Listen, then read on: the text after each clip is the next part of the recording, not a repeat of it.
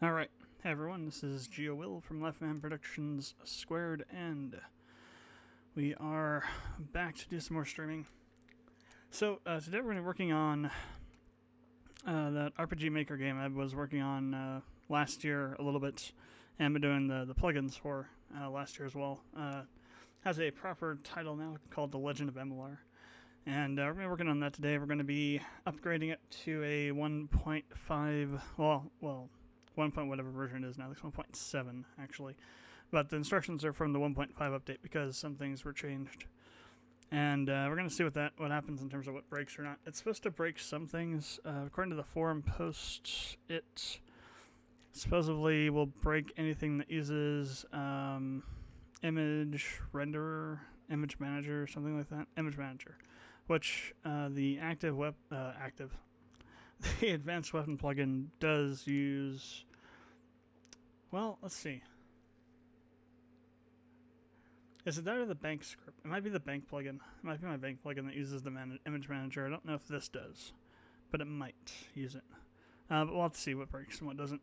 I actually don't have those plugins even in my game yet, so might not be a problem.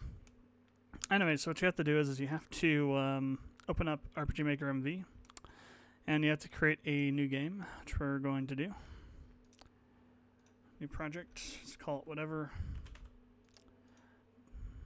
Go away, Steam thing. Just can't see there we go. And what we want to do is once it's done, we're just going to go into the folder directory for this, and we're just going to take some of the files and copy them over to the project we want to update. Now, before I do this, so I do want to, I believe, I'll have to check. I might have actually pulled all of it out and aliased everything, but I think there's some changes that I made to the stock, the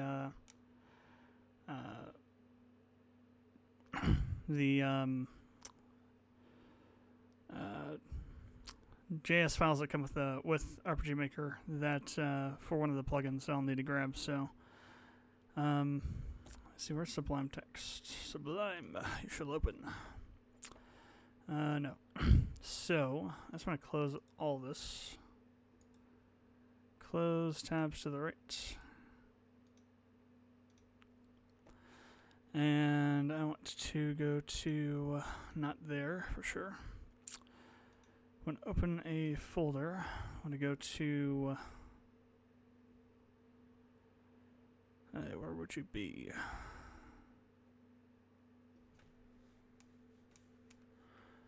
I could probably get to it from here. Yeah, there we go. So, which one of these is it? Is it my game? Let's see, this is 1 gig. What's this one? That's way more. I think this one must be it. Whoops. And then I'm going to open up JS and plugins. Yeah, this is it. Alright, so this is the plugins folder. Actually, I want to do this one and the one above it. So I'm going to also do the JS. Let's just do the JS folder, then I'll do everything that way. So I need to check. Let's see, what would it be? I think probably scenes, managers for sure. Not sure about core, maybe also Windows.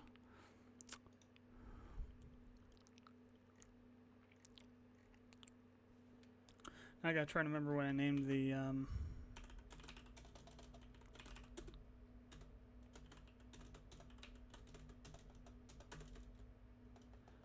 so maybe there isn't anything in that one.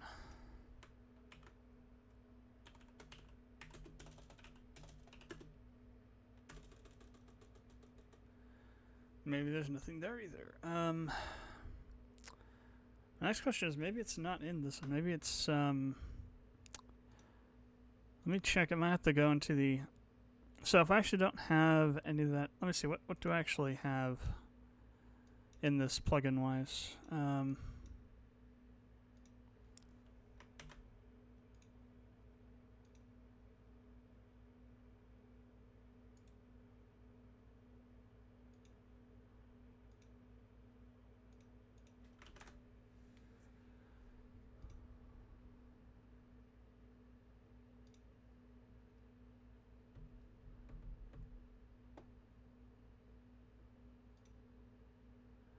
So all I have is my class changer. Okay, so I don't have to worry about that then.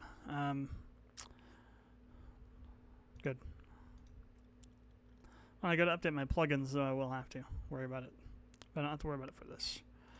Alright, so let's go ahead and say no to that. So we got this open. What happened to the other one? I think I closed, minimized it. Nope, I didn't minimize it. I don't even have it open. Alright, we'll go back to here, then to here. And then, actually, where did it save this project even?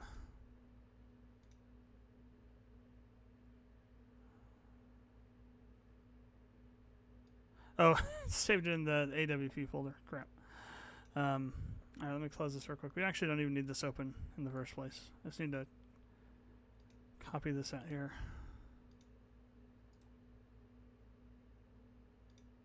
Or paste it, cut it, I guess. Cut it and paste it. No, go away. So what we need to do is we need to copy a couple things over. So we need to copy over all the JS files except for the plugins.js. You don't want to do that, but every other file and folder in the JS folder goes over, and also does the game font, CSS, and the index.html. And that's all you have to do, outside of fixing any issues with plugins that you might have, or downloading the updated versions that are fixed to account for the changes to that one image manager class. So, what we shall do is just copy this over. Replace. JS. Except for plugins. Replace all in destination. And does it say to also do the doesn't say the plugin folder.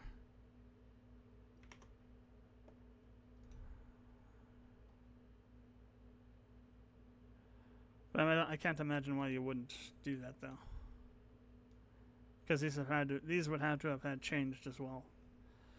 So I'm gonna move over these default ones. Replace.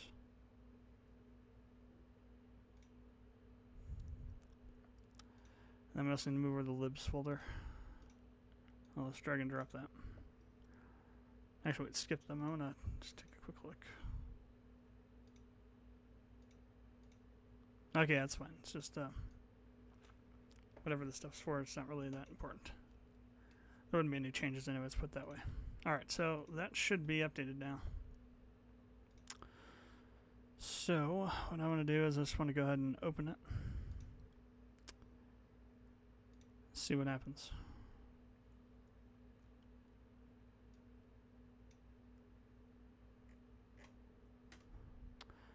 Just drop into here and see if anything breaks.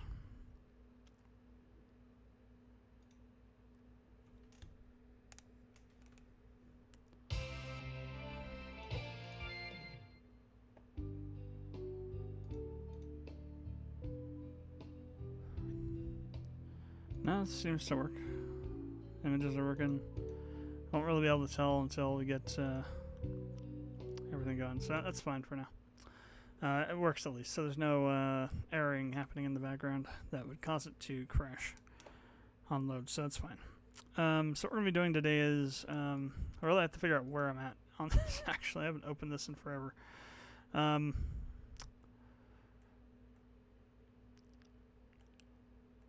So this is Claria. Okay. Probably should flesh this out a bit more with some more of this kind of stuff throughout the village. More details and whatnot, but for now that's fine. So let's see. This is a test map. Flashback. Prologue. And then chapter 1.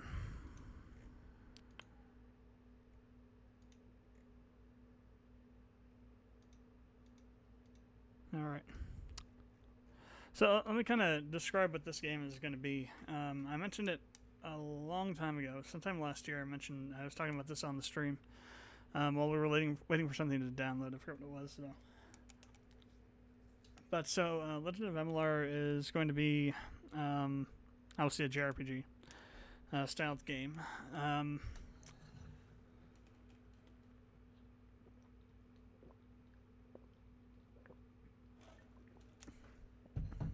It's gonna focus around a couple different storylines. It's gonna be the main storyline, which is dealing with this legendary this person that people think doesn't exist because nobody's basically every record of him's been lost or destroyed over the centuries, and nobody thinks that he exists at this point in time in the game world. But he basically was one of the founding architects of the modern era in terms of like their technology and whatnot. And it's going to revolve around the story's going to revolve around finding out that this person is responsible for certain things that happen throughout the game, and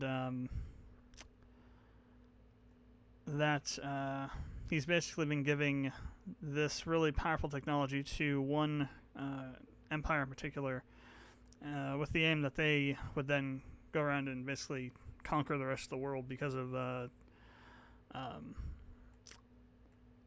what happens to him in his backstory. But that's kind of like a really 70,000 feet kind of view of what the story is. The main kind of subplot of the story is. It's also kind of going to be kind of, you know, sort of typical kind of Final Fantasy style kind of thing.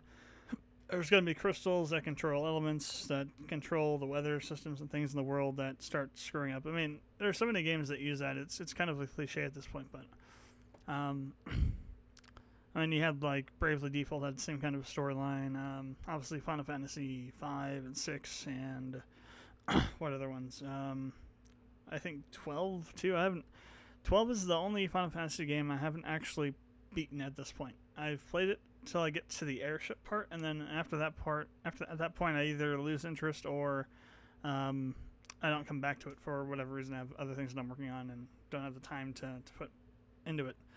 Plan to do a full playthrough of it though before I'm gonna get Zodiac Age and play that one instead, since that one's more complete and has some tweaks to make the combat system better. So I'll probably pick that one up and play that one instead. Though I do have Final Fantasy 12, the PS2 disc for it. So, but yeah, it's kind of in that vein. There are going to be some plot twists, if you will, though. Some things that'll differentiate it and make it a little more different than any of those other games I just mentioned. So in the game world, I can't exactly remember what I called it. I do have a Word doc with like a whole bunch of crap in it. It's not open.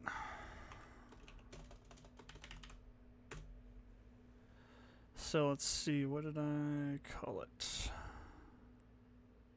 Well, it's definitely not in any of this stuff that I recently opened. Yeah, it's not in this list either. I gotta go find it. It's probably in...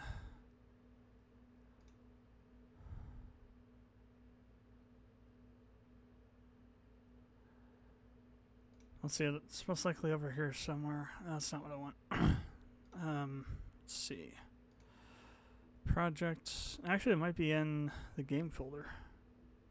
Possibly.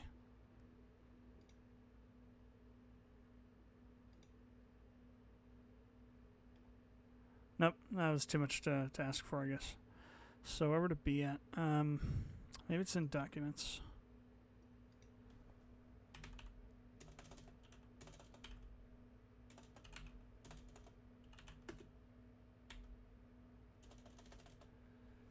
Not in there. Damn, where'd you go? It's like, damn it. I lost where it was at. It's got to be here somewhere. I don't think it's going to be... I mean, possibly it got saved in... Yeah, it's not in there.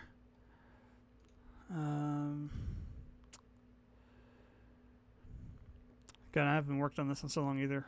So I used to run a Ragnarok Online server way the hell back in the day. And actually, I was in the process last year of getting it back up and running, but I've kind of hit a snag with that because my server computers, there's a fan on my server computer that's basically just crapped itself out, and it's really noisy and messed up, and I don't want to run it. So I've kind of hit a roadblock with getting that ready. But Kaio, he was a GM on my server. Started writing this fanfic based on his character on my server, and got so far, and then didn't either. I can't remember if he didn't have the time to continue doing it, or he ran out of ideas for it, and so he said, "Here, you work on it." So he handed everything over to me, and I've been rewriting it and continuing it. So I need to get back to that. So it's definitely not in there. Here we go. Alright, so this is the map. Oh, wow. Yeah, okay, that's not gonna... You cannot open a image in as a Word file. It's a Word document. That doesn't work. Crap, now I gotta go back there. Damn it. Alright, projects, project materials, here we go. That's what I wanted, and then I can just go back. What the hell? Whoa, not what I wanted either. What the crap? Back down with you. Oh, there we go. Okay. What the hell, man? What happened to the ribbon? The ribbon is gone. Ah, there we go. It was on whatever mode this is. Read mode. Okay. So that's the working title. Let me ping it. Let me bring up the image real quick. Just been watching Final Fantasy VII stuff. It's just like this whole month's gonna be Final Fantasy VII month or something. Whenever I do one of those timer things on the stream, I'll put some FF7 remix music up there with it. But we want to go to project material. So this is kind of like a guide for me when I'm like creating the maps in the game, as far as what, you know, the scale of what the empires are supposed to be and what the world map should kind of look like.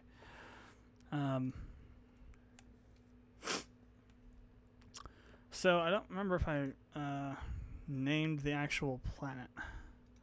I don't think I called it Gaia, but I might have called it Gaia. Let's see. Elisnar is what I was gonna say. I didn't think I called it Gaia. That's too overused. So this takes place on a world called Elisnar. I think that sounds more interesting of a name, Elisnar. So there's 5 major empires. There's the Falgaran Empire, which is the empire that your character hails from. There's also then the Republic of Dunsler, bomber sets, or rather, Holy Baratian Empire. There's the United Nations of Gaul, and 1, 2, 3, 4. There's one more. I don't have it on here though. And the Wargmont. That's right. They're not really a nation, but they're kind of a nation. So, let's see. Yeah, this is just kind of background on the different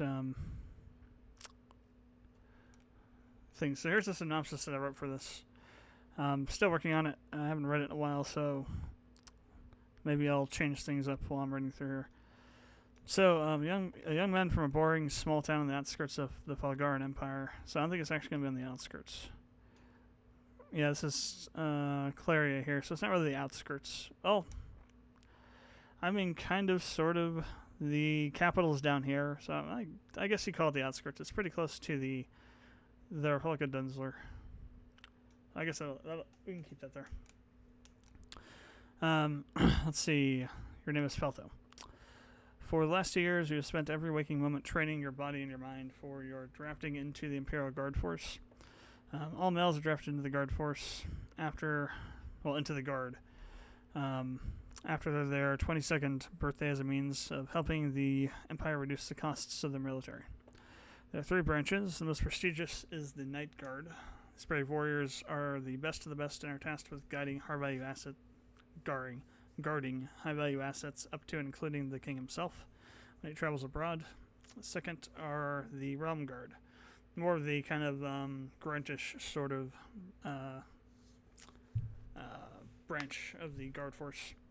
Rum Guard is deployed throughout the Empire, guarding each city and town, and village. Most recruits end up here, and for the most part, it's a dozy assignment.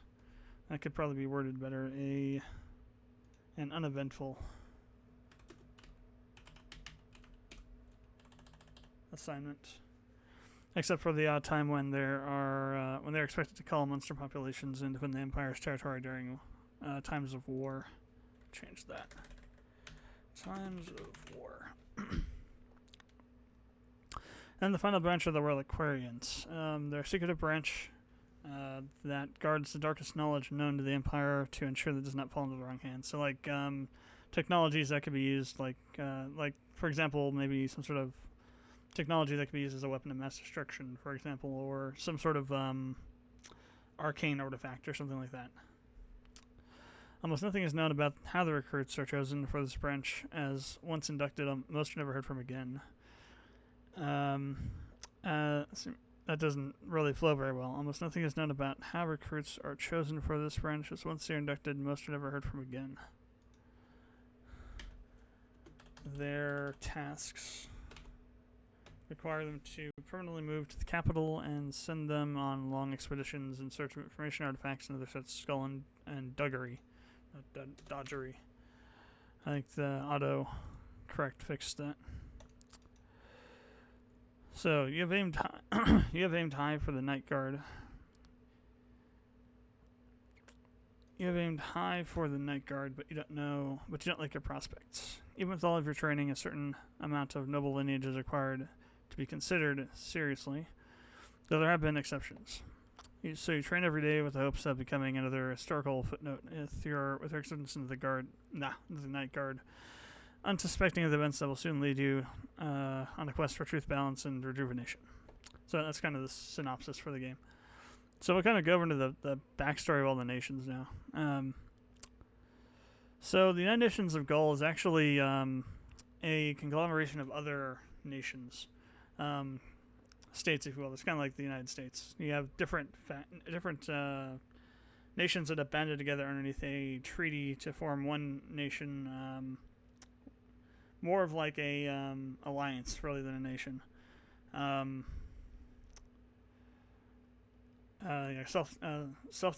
Mutual defense and assistance, that kind of stuff, like we have with NATO and things like that. Sort of similar to that kind of a situation.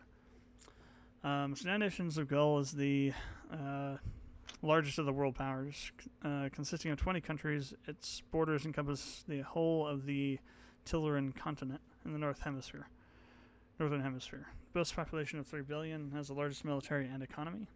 Nothing much happens without the involvement of Gaul, and most other nations rely on its stability in the modern era for their own. So back when it was formed, Gaul was basically just a small nation state within the sphere of influence of a other country called Gallardia,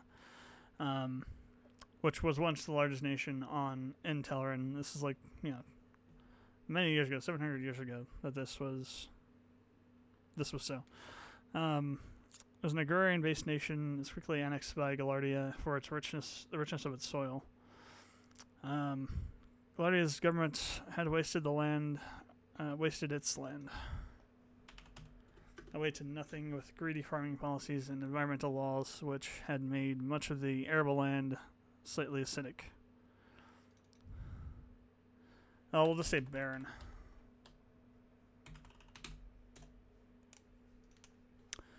Barren has an E in it, doesn't it? Yes, it does. Gallardian military might had no equal in the small city-state of Gaul, whom promptly surrendered. 10 years passed, wherein Gaul was forced to hand over 80% of its crops to Gallardia while their own citizenry became emaciated and malnourished. As can be expected, when the farming output dropped significantly, Gaulians were no longer capable of manning the fields, of working the fields. Makes more sense. Gallardia became ruthless. Let's see. Gallardia.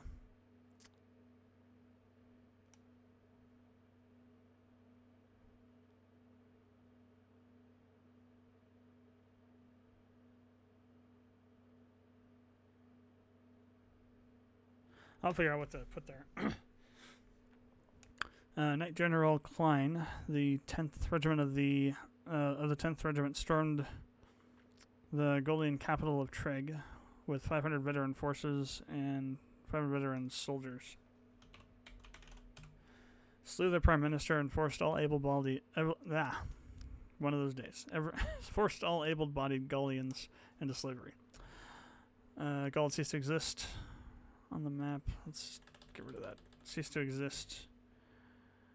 And was...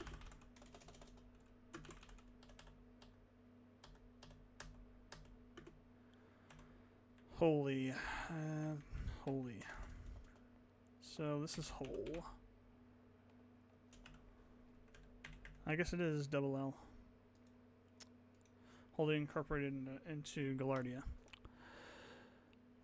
So that went on for several years. I'm just going to kind of do a summary of this because it goes on for quite a while. So that went on for a while, and then eventually Golians became fourth-class citizens within their own country, and basically became slaves for the Galardian nobles.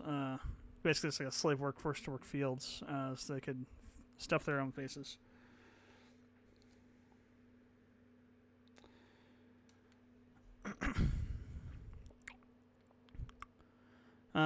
Back then, basically, there was no other country that had a military force that could compare to Galardia. So they're basically, able to do whatever they wanted to, even to other nations. Nobody could really do anything about it. But that being said, there was this group called that set up a series of black market trade routes to ferry in supplies for the Golians. And for a while, Galardia let this go on because they realized that as it improved the general state of the Golians, it improved the economic output of the territories that they inhabited and produced more more food and more value to the economy and things like that. But then when the weapons started showing up, that's when Galardia started cracking down. So some nation was sending the Golians really powerful weapons that they could use to, rise up against Galardia and free themselves. And Galardia wasn't going to have that.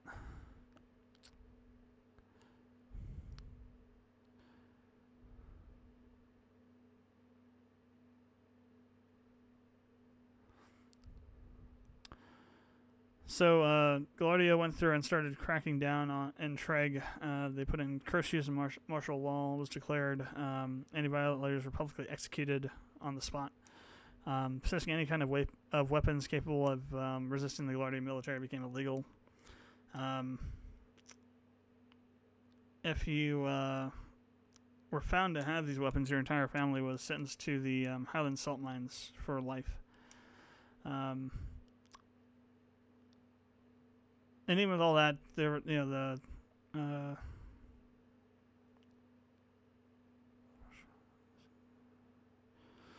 that going on, the Golians were still trying to figure out ways to resist Galardia. So this all went on for about 8 years. Every time Galardia would stamp out the weapon routes, new ones would pop up. And things started just kind of spiraling out of control. Protests started building up. Every time they executed somebody, there'd be larger and larger protests. Eventually, it got so bad that the King of Galardia, Emilar III, had to triple the military presence throughout Gaul, and ordered that basically the tactics they had been using to try and stamp out all this stuff be made even harsher. So at that point, basically all of the wealth that Golians made was confiscated. All wages were forfeited. All businesses owned by Golians were appropriated basically by the monarchy, and the king had to approve them himself for new businesses that would be formed.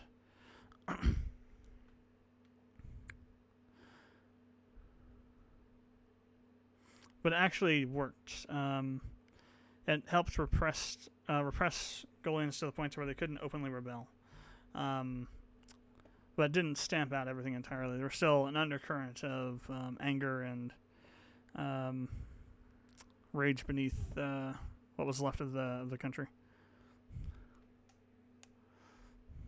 Let's see.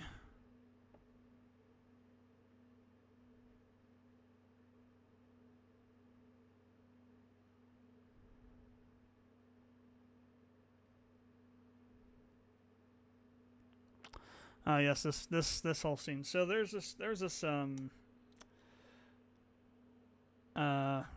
really kind of wicked and corrupt commander in Galardia's military called Trent Filbar. Basically, he viewed any action as a means to an end. So he would approve things like torturing prisoners, burning down entire villages, pillaging and raping and things like that.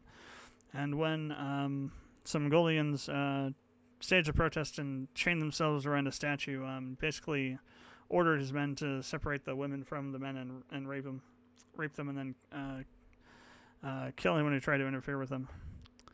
This basically was the flashpoint with which Golians basically had enough and started to actually try to overthrow Galardia's stranglehold over their nation.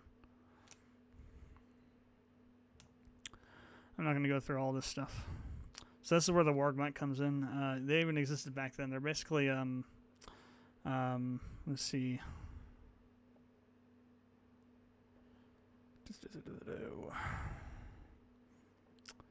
Eventually, their search led them to Treg, where a group who call themselves the... Okay, so that's right. Minar actually gets assassinated, and they're looking for the group that did it. And eventually, the Wargmat claims responsibility for it.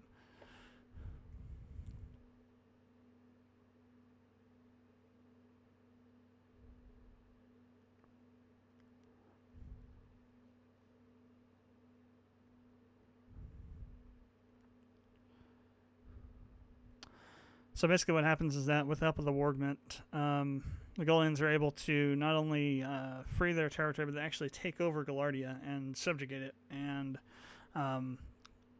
that's how the United Nations of Gold began. They set up the basic constitution, and then they were able to entice other nations that Galardia had subjugated to join them, and that's how over time, that's how that whole alliance had formed. So they also have the Holy Baratian Empire, Baratian Kingdom, rather. This is more of like a so it's the oldest nation in existence within the game world. It's existed for 1,000 years in its current form. So it's literally like been around forever. So located on the island of Bomberset. Let's see.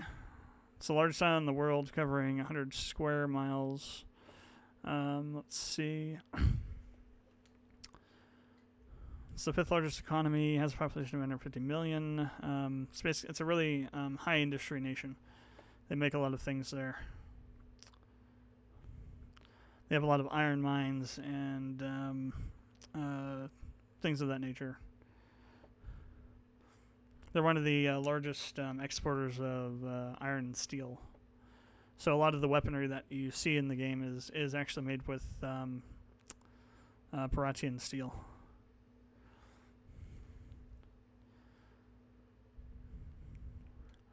The government's kind of sort of set up similarly to Britain's. They have a monarchy, but it's basically just a figurehead monarchy. They don't actually have any power. They have a parliament that's made up of a group of elected individuals from different subdivisions of the country, different areas. So you get equal distribution of votes throughout all the districts in the elections, and the politics are quite tame. So it's not like a very boisterous nation politically.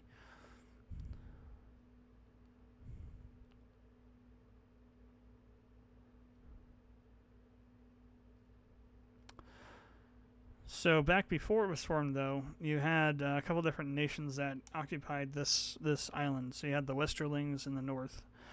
Northeast of them were the Unified Nordic Tribes. To the west were the Highlanders, who shared their territory with the smaller Tross nation. And in the south, you had the Frall, Belgian, and the Wesselt, all crammed together, dead center in the middle of the island. Or no, crammed together. Yeah, they're all in the south. I read that wrong. All those countries were in the south, and then you had dead center in the middle, were the two largest, the Easterlings and the Baratians.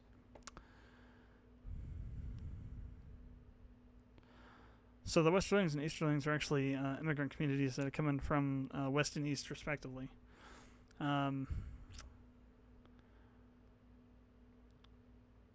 Both of them were more traditionalist in nature and didn't like social change, that kind of stuff. More fundamentalist. You had the Highlanders, who were rugged and burly.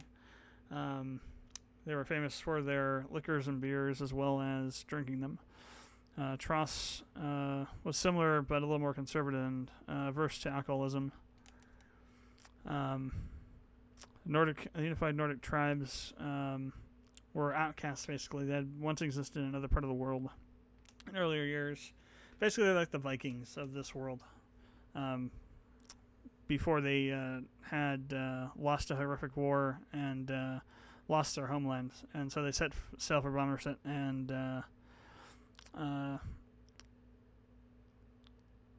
when they got there, because they had invaded Bommerset before, I think I said Somerset. I don't know why I said Somerset. I'm thinking, got Skyrim in the back of my mind for some reason.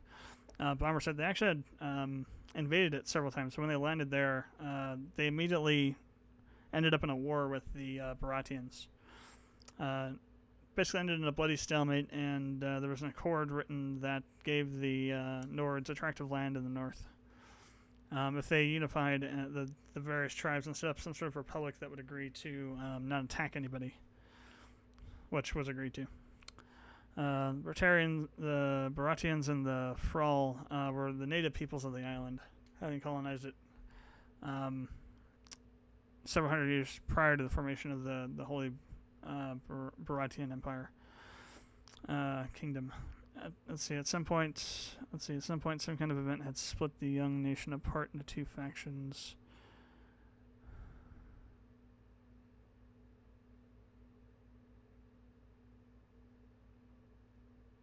Okay, so the Baratians and the Frall used to be one culture, and then at some point some event happened that split them. Okay, I think that's what I was getting at with that. Into two factions. The Belgian and Wesselt were the newest members of Bommerset, having only arrived a decade before the formation of the kingdom.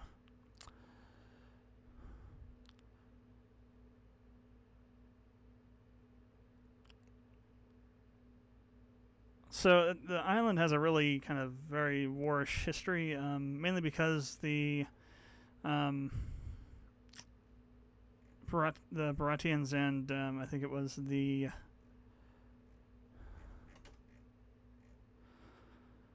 not the Wesselt, but the other ones, Easterlings, basically have control over most of the arable land on the island, and they basically control the flow of food around the island. So early on, there was a lot of wars over that land, and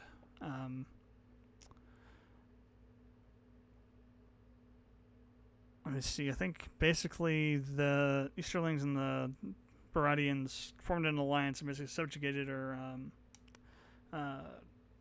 maybe not subjugation, is maybe not the right word, but they basically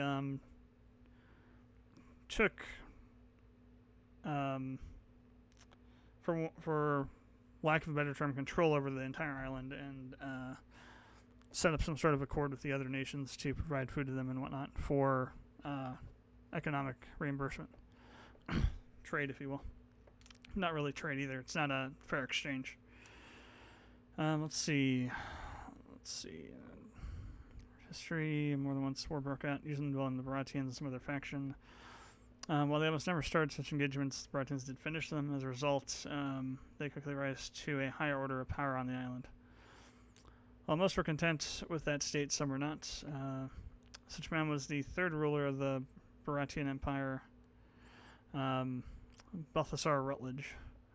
Believed in order for all to prosper on the island, a religious order must be enforced, beholden to one god of the realm. Basically, he launched essentially an inquisition against all the other nations and tried to essentially take over the entire island.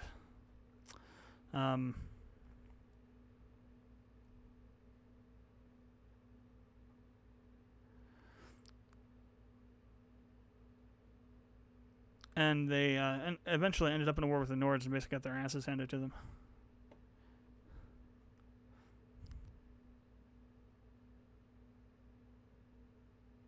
Yeah, I hope that would have dulled the Nords down.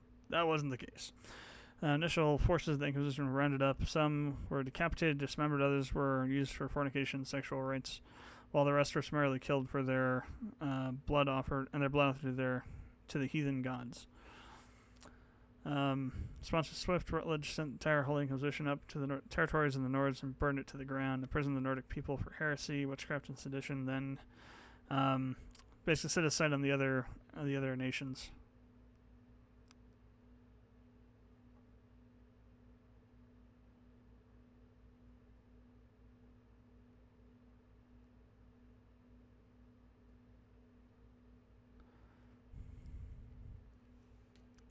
No, I guess, yeah, no, the Baratheons did actually go around and actually conquer all these other countries, actually.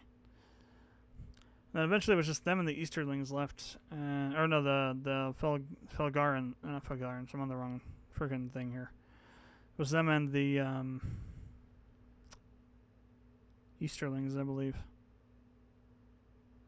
Yeah, so the Easterlings were super technologically advanced. But they were also fundamentalist in nature. Or no, maybe that was Baratheon. Let me see.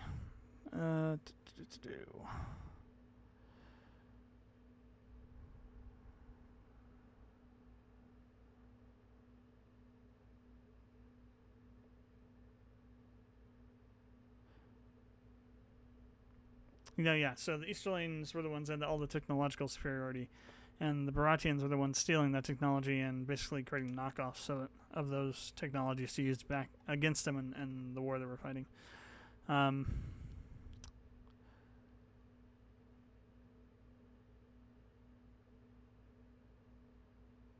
However, the Baratheon Empire still had the larger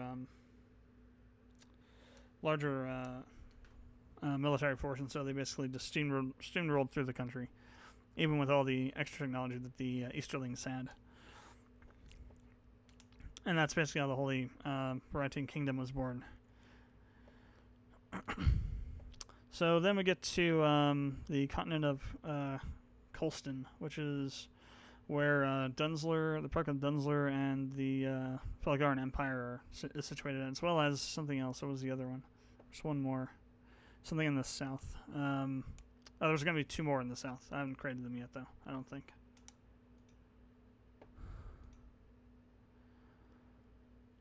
Let's see.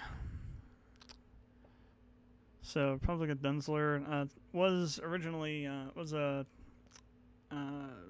Dunsler was the name of a nomadic tribe that lived in the Feld Desert for many, many years, and eventually they found this man, or this man came and joined them, named Emilar. So this is where we're getting into kind of some of the backstory of the title character, if you will. He's an eccentric man who always wore really heavy clothing, talked in riddles constantly.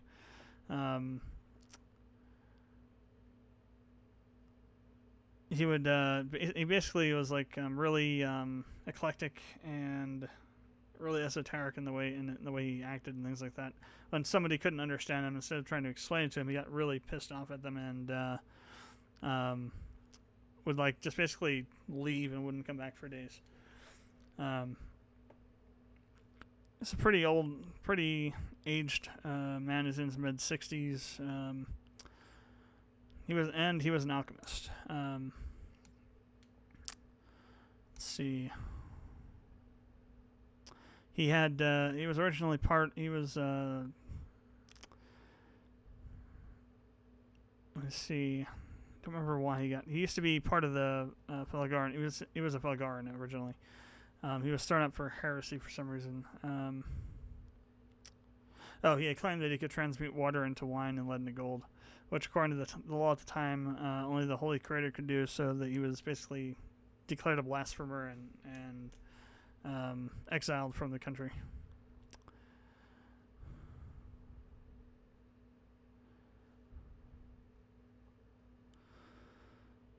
So the tribes didn't have that belief system, and so welcomed him and were amazed by what he could do. He actually literally could do this stuff.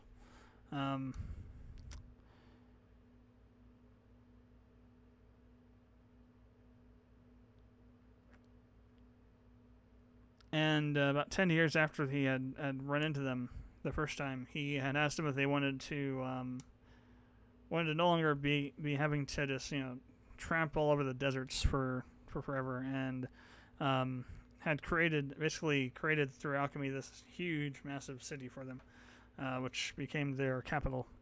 How he did so is going to be, I'll keep that as a spoiler for now.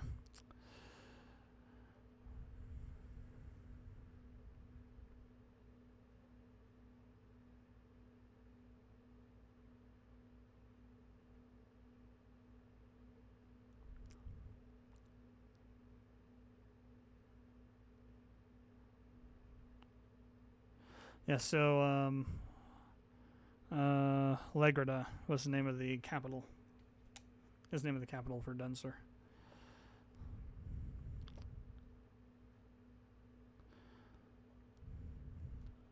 And eventually he vanished from entirely. He stopped showing up, and nobody could figure out where he went.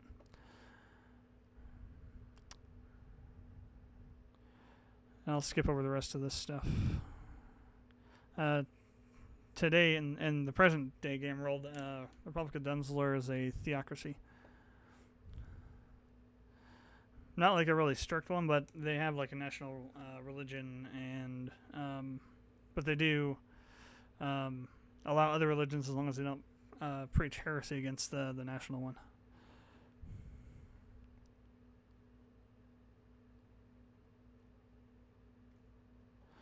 So then we talk about the Wargmunt.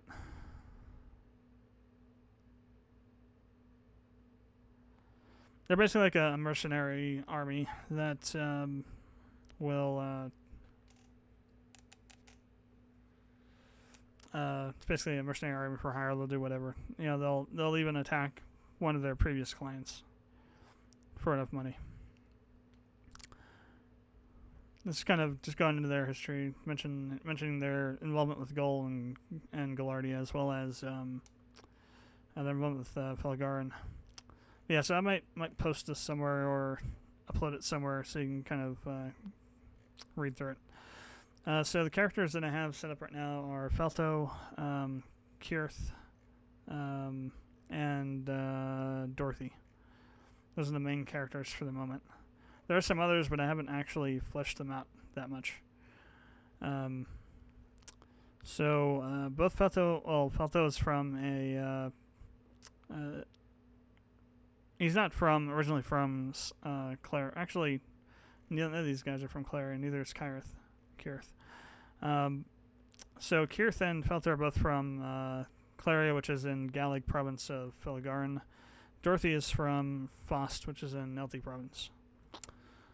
And I've went through and I'm like trying to flesh out all the different provinces, the cities, and other locations and whatnot. That's what all the rest of this stuff is. And then all this here is basically some of the plot. That's like all the plot notes that I have written so far of what should happen, what will happen, what I've already done, what I want to have happen, when chapters start and end, and various cutscenes, or maybe not cutscenes, but various scenes throughout the game. So I'm not going to read any of that or release any of that for now. Let's go ahead and save this. Read only. What are you talking about? Cancel.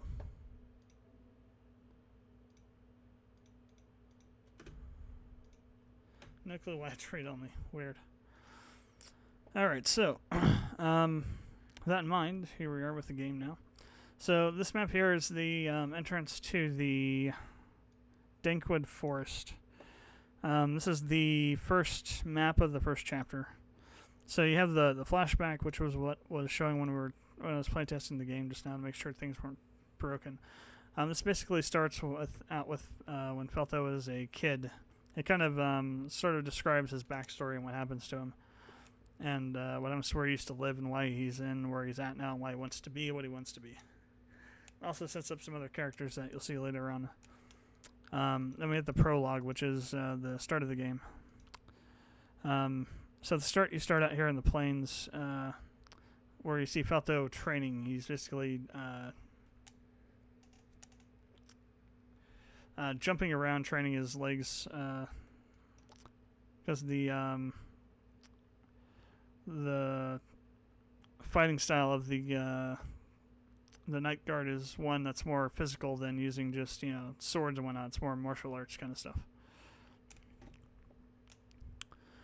So he's out here doing martial arts training kind of stuff.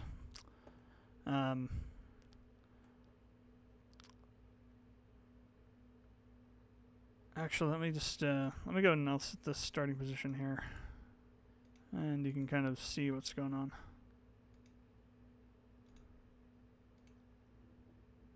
What I'm talking about.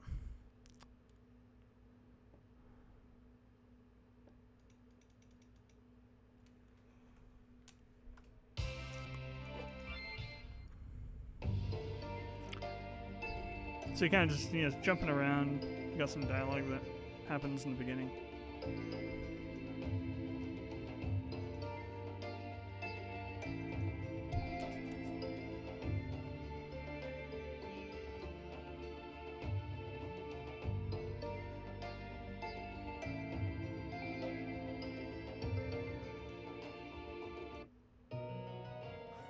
I'm still trying to figure out what I want to do for the quest music, because that's a little bit too. It's a little too much. It needs to be something a lot shorter. But it's basically just your first quest is just return back to your house.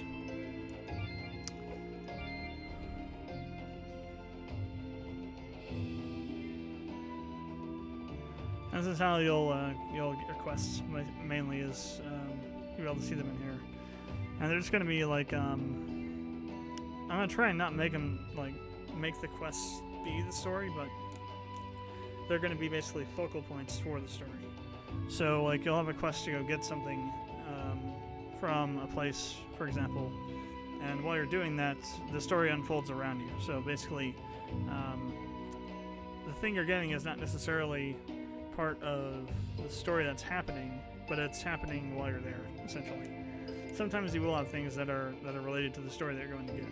More traditional kind of questing, but there will also be ones where it's just more of you're going to get something and something completely unrelated happens and you get drawn into it.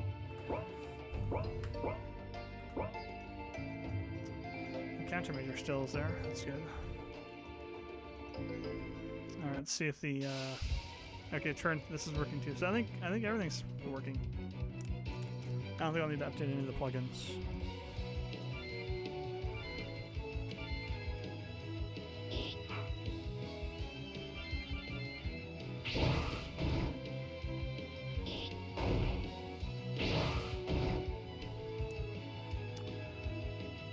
So one thing I was toying around with was there's a plugin that you can get to. It basically back in, I'm going to say in XP, there used to be a way to do scripted movement a lot easier, and they removed it or changed it some way that made it a lot more difficult. You have to do one command for everything.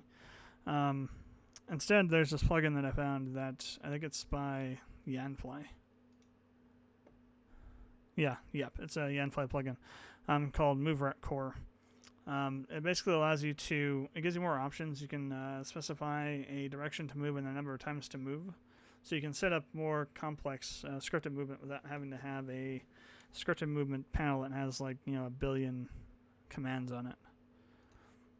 So for example, we go to Claria to Felthos House.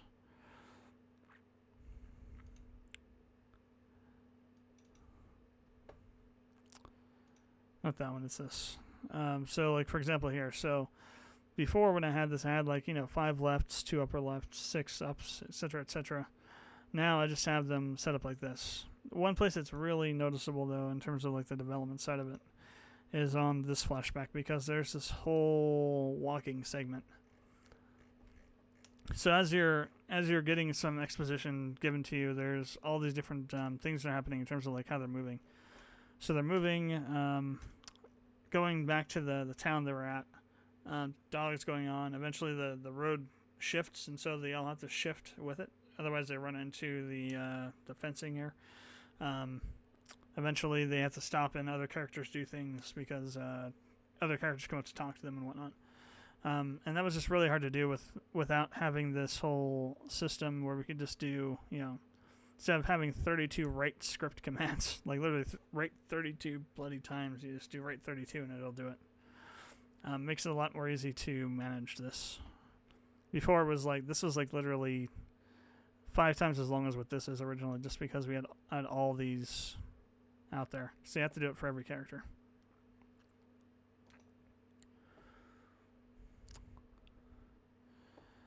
So what we're going to be working on today is going to be some more Dankwood. So the main map is basically broken out into and it's into 6 different sections, 1 through 6. Most of them interconnect with each other. They don't really have, there's no real events that happen here per se. There is one section that, I think it's this one, where we have some stuff that happens later on. But eventually you end up over here, and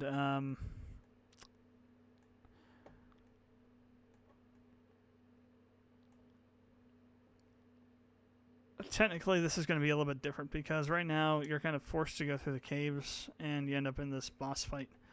And the well, I guess what we'll do is we'll work on today is we'll work on changing that. So this whole section here where we're going to the caves and deal with this boss is completely going to be completely optional. So you actually will, the Dorothy character will be completely missable if you don't do this side quest. You won't be able to recruit her. Kind of like in Final Fantasy VII, kind of like in Chrono Cross, where if you don't, there are certain characters that you have to do certain events for to recruit. It'll be something similar to that, where you may be able to recruit her later, much later in the game, but you won't be able to do it at this moment if you don't do this. And there's also an option in here where you can tell her that you don't want her to help you fight the boss, and so she'll leave and you'll be able to recruit her a little bit later on. But you won't get her right now like you would otherwise. So I'm trying to make this as kind of this game as, I won't say large, that's not really the right way to put it, not as large as possible, but as kind of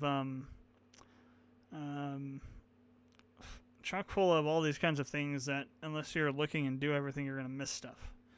Like Chrono Cross. But a little bit more well-structured than Chrono Cross was. Speaking of which, I will be uploading the Chrono Cross videos tonight. I've been kind of slacking off again on that. But I'll upload all the ones that I need to upload, and it's probably just going to be whatever I have left. I think I've rendered out everything, all the footage I have left. So that'll be from wherever we're at right now to the end of the game, with both the good and bad endings. And then eventually I'll get around to doing the hidden endings as well. I haven't started that process yet. So it'll be interesting to see how that all works. I've never actually beaten Chrono Cross before, so I've never done New Game Plus, so I don't know what carries over and what doesn't in terms of levels and how difficult the New Game Plus is to do in terms of the other endings.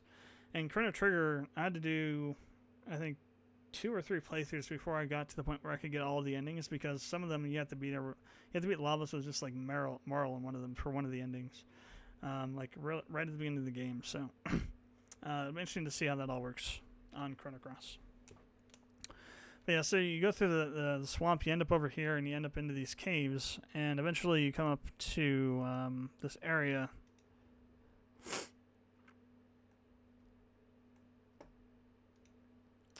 Up here where you run into these goblins and you fight them. And then the next map is this area where you find Dorothy basically being kidnapped by these goblins because she stumbled into their treasure trove of stuff that they've stolen here.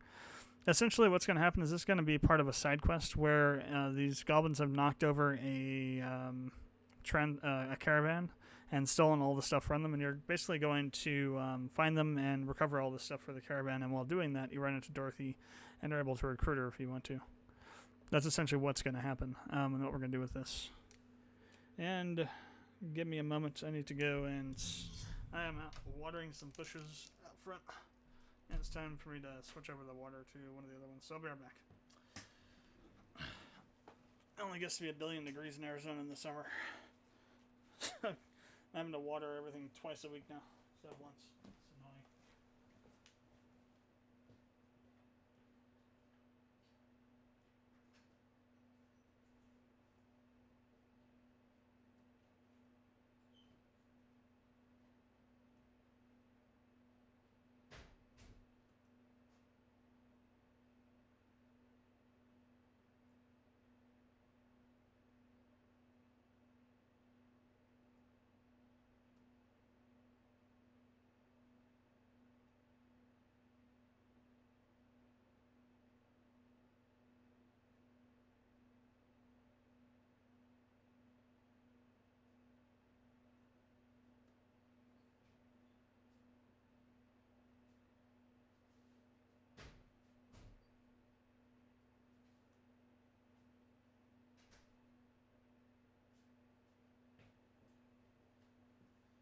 Okay.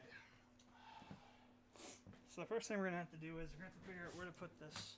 We need to put like a busted down caravan of carts or something, or maybe just some people for now that represent it, so that we can talk to them and get this quest, or choose not to take it.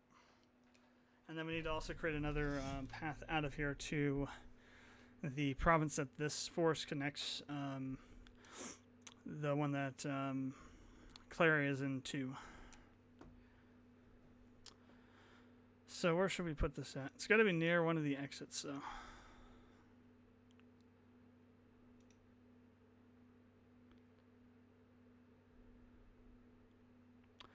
Actually, maybe we can put it in here. We could say that that the goblins chase them into here, back into here, and they're able to corner them that way and steal everything.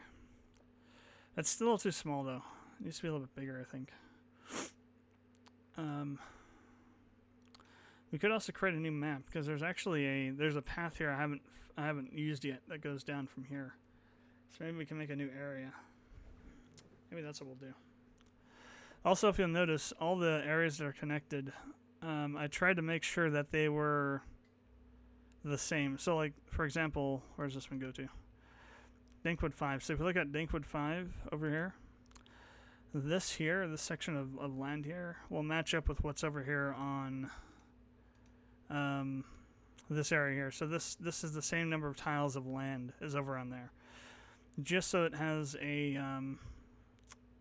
it matches. So it looks like it's actually still part of the forest, and it's a continuation of where you just were.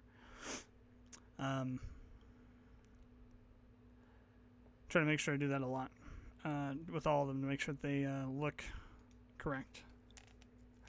Because if you're going from one place to another, and the other place on the other side of the path you just traveled looks completely different, doesn't look similar as far as like we got this water here, for example, on this one. I think this one goes to 3 or goes to 4. So if you look at the one at the bottom right of the 4th one here, this water here has to be there because it's over here. If this water here isn't over here, and there's nothing blocking the water, like there's no land tiles here, then that doesn't make it kind of breaks the immersion of the area because there should be water here, or there should be land here if there's land on the other side. So I try to make sure to do that on these.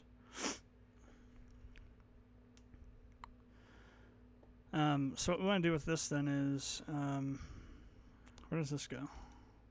That comes from Dankwood 5.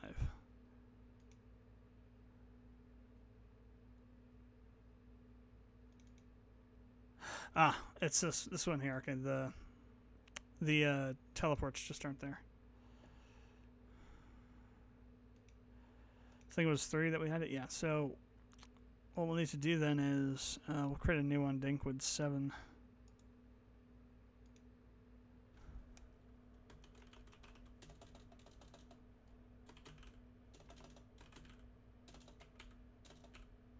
If I can type properly.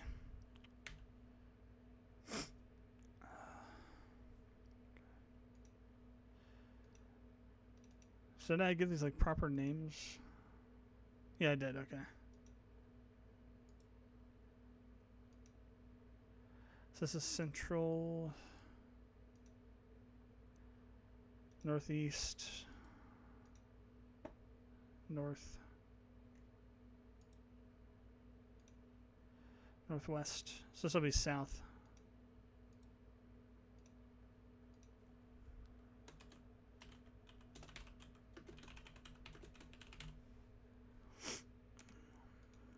So we'll make this a bit bigger because we'll need to have this caravan in here. So, let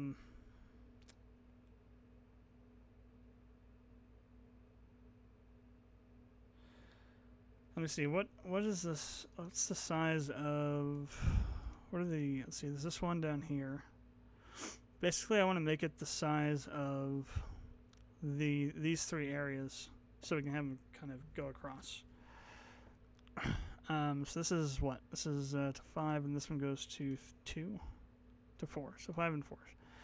So the size here, width is 25, 17. So that's 30, 43, 42, and so 72. I'm going to make it 72 units. Well, actually, no. Because it'll be southwest, southeast. That's what those will be. Okay, never mind. I won't make it that big. It does need to be at least the same width as Dankwood 3, though, which is 25. Actually, it shouldn't be... Oh, it shouldn't be at least. It should be exactly. So, it needs to be 25. We can make it whatever height we want to, though. So 25, and we'll make it 48 for now. Tile set will be forest 1. So Dankwood.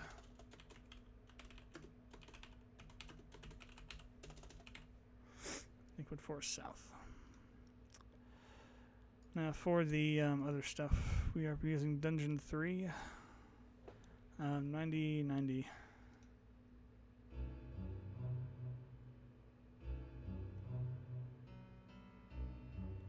Okay.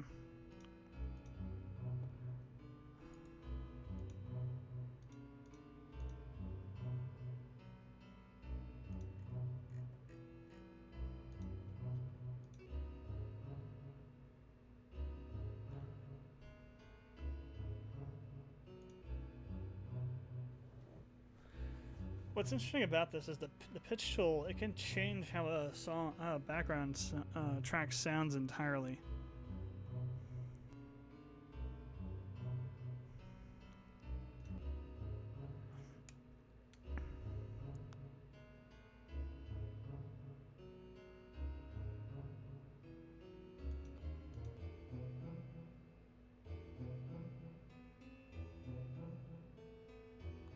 It just doesn't sound so menacing or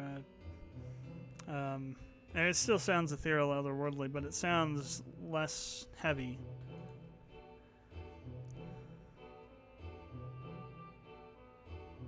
Whereas if we go down to like 80.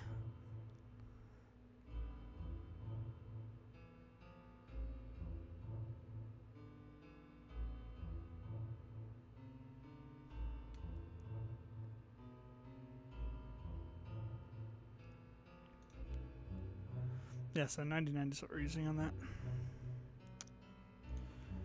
Alright, so actually I'm going to go the other direction.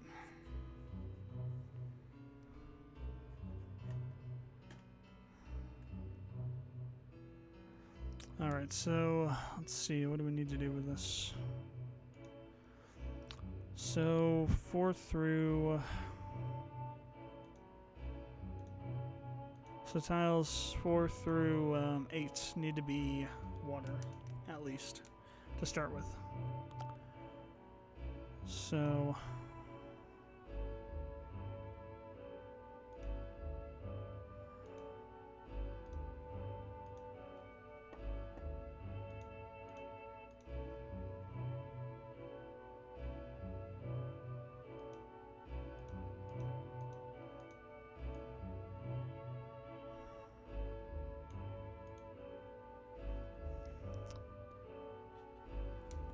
Alright, so let's see.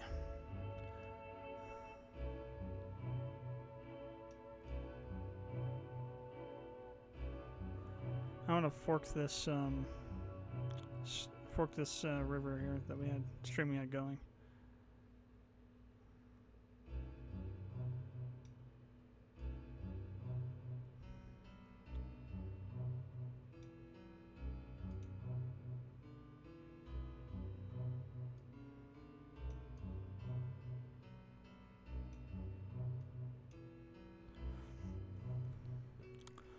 All right.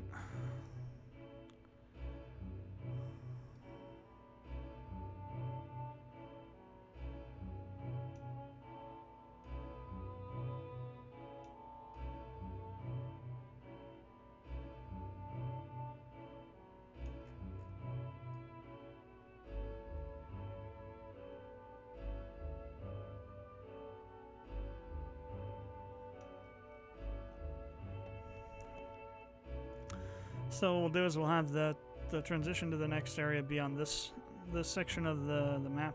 So we'll put the caravan over here too. It's a pretty good sized chunk of land. Then we'll have the exit being down here. I think anyway. It depends on where. So if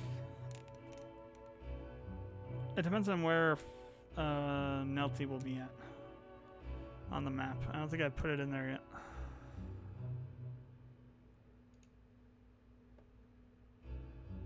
No, I haven't. The only one that's in there is Hellenden, which is the town, not the province. I haven't put the provinces into this yet. So I think it'll either be south of... It'll probably be south, so we'll probably have the exit be down here somewhere. Alright, so...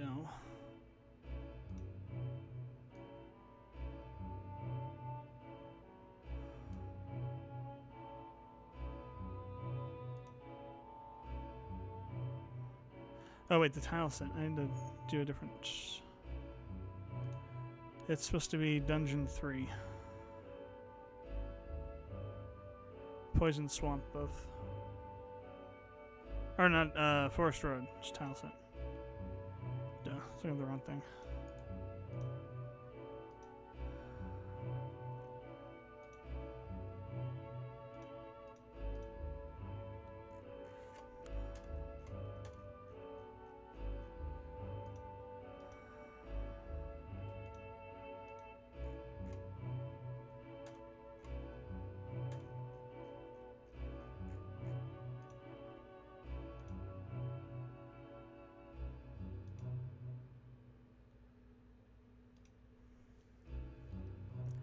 I'll probably change that. It's not really a swamp. Well, I mean, it kind of is too, I suppose.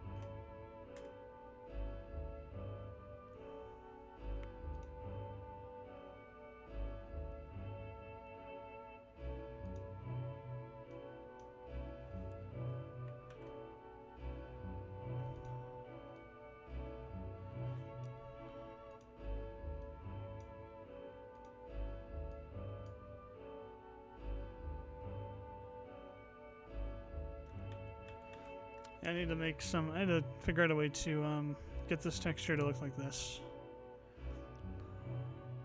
so I can use this dirt texture to be able to do paths and things. So it looks like they're well-traveled paths instead of just like wandering through a forest.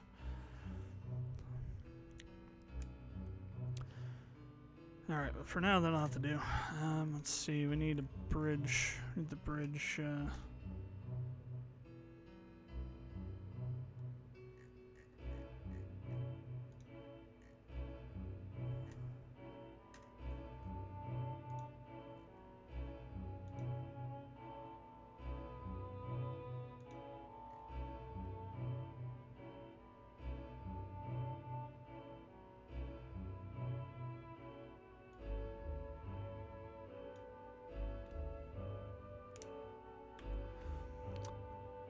So the one annoying thing about this is we'll have to make some room here. Let's see.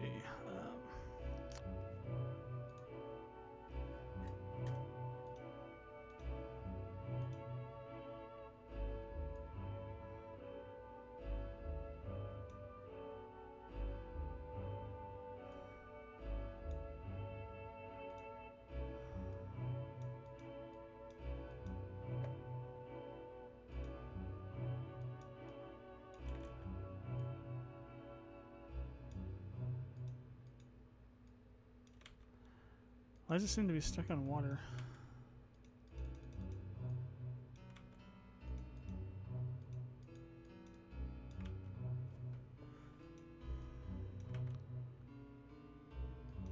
Oh, duh. Wrong one, that's why.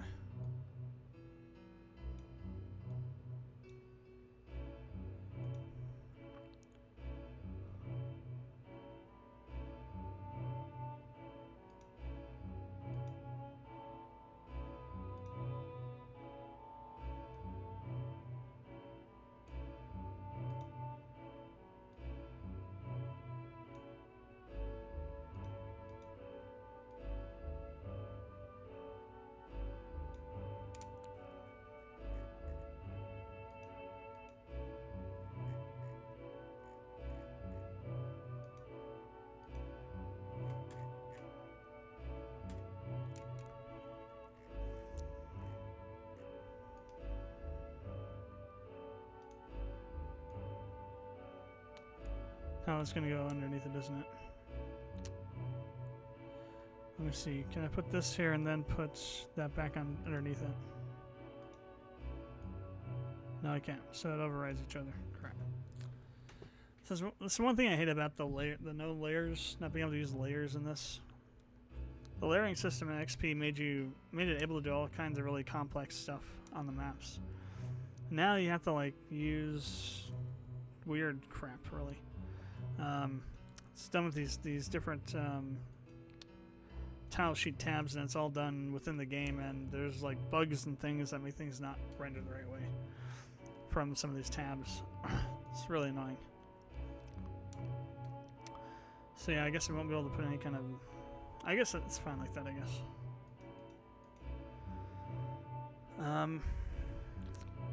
So yeah, signifying this is kind of more of an older bridge than some of these other ones. Actually, no, I was using those. Never mind.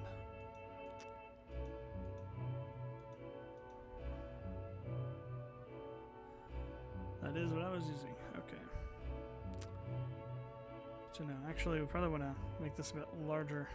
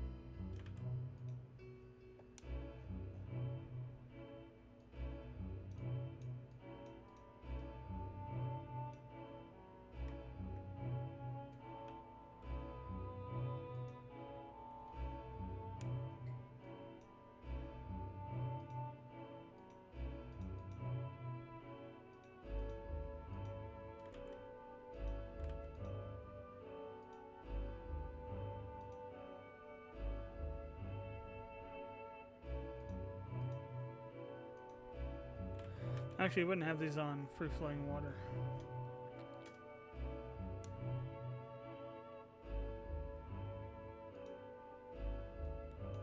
So I won't put them there.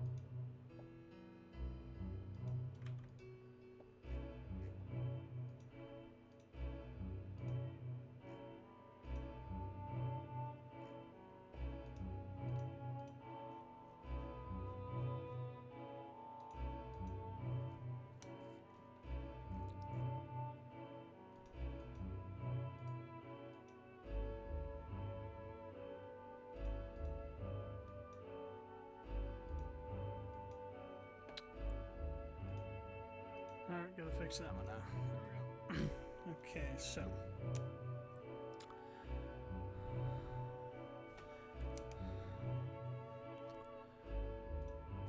Need,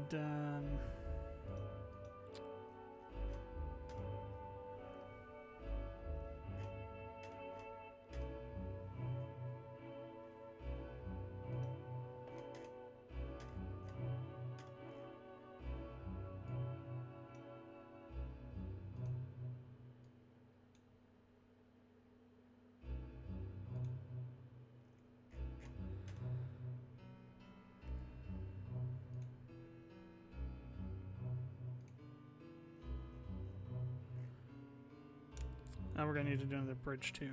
Crap.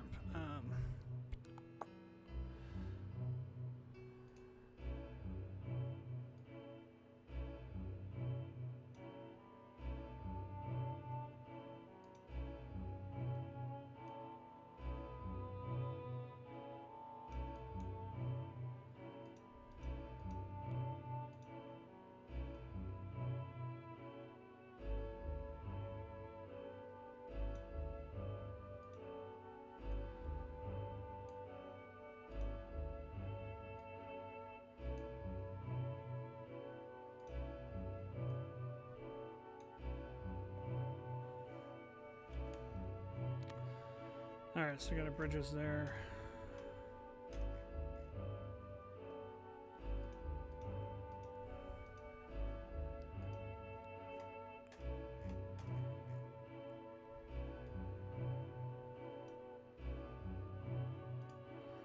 So I'll put a tent there.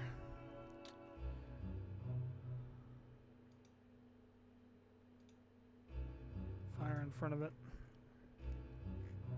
I'm just gonna say these guys can't leave until they get their stuff back, so they've been hiding out here in the forest.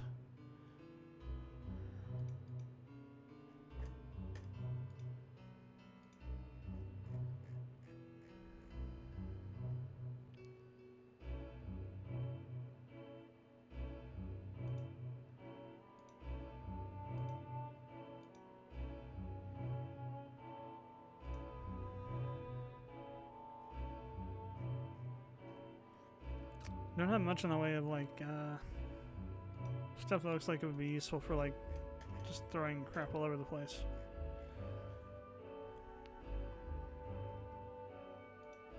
So yeah, we'll just put a few crates here and there of some stuff they managed to keep.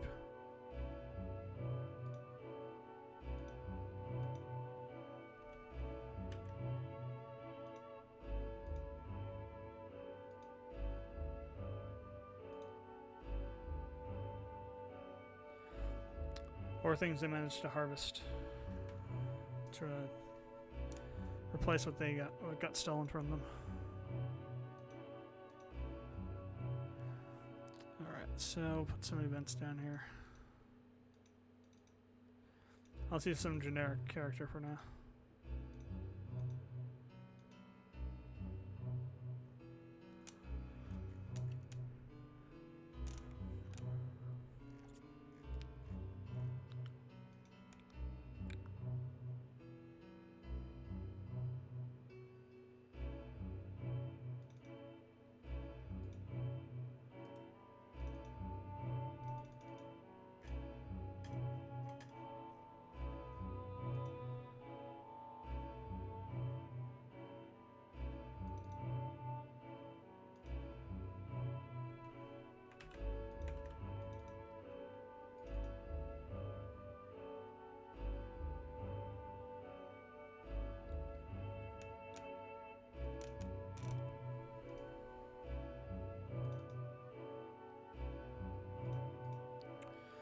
Let's put that there for now.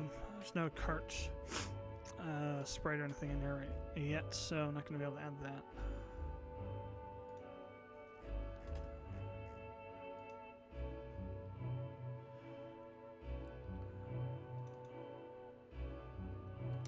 Let's see, so...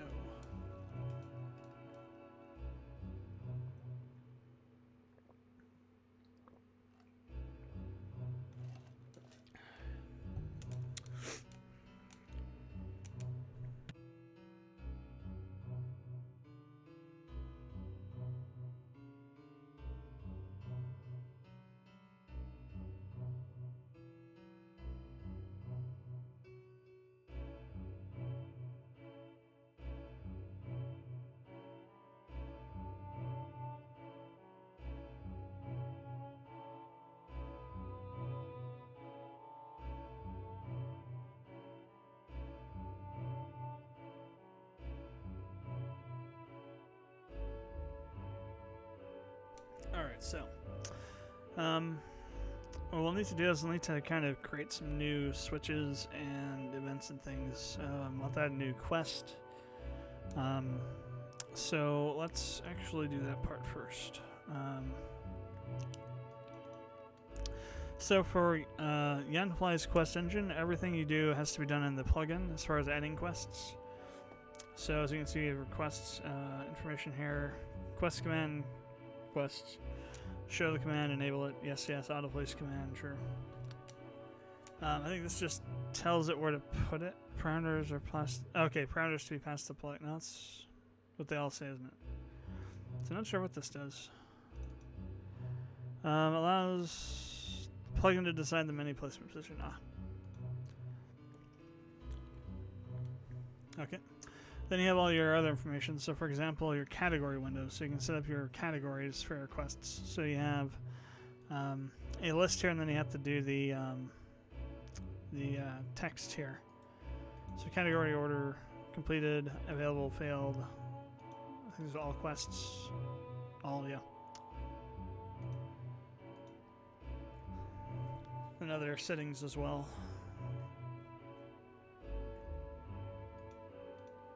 Types. So side quest, character, tutorial, main. And then you have your window settings, data settings.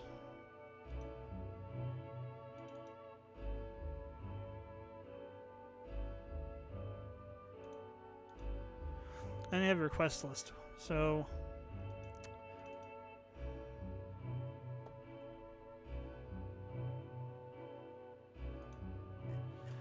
this first plugin gives you 100 quests, and you have to download extra plugins to get more quest slots. Actually, I already have it. Lost Cargo. That's it right there. Alright, it's given to you by... I'm going to change that. Well, let me see. Night Road, Dankwood Road, Night Gabe. So there's supposed to be a night somewhere around here? I don't see any NPC events anywhere. I might have created that, but not created the character that's supposed to give it to you, so... Maybe, yeah, let's add one more. We'll put one more guy here at night here.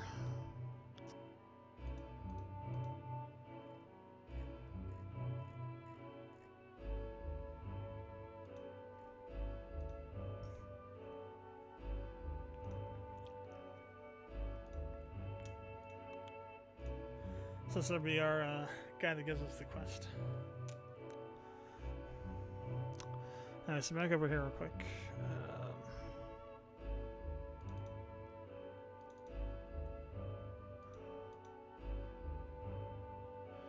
So it's actually going to be Dankwood, sorry, say Dankwood Forest South.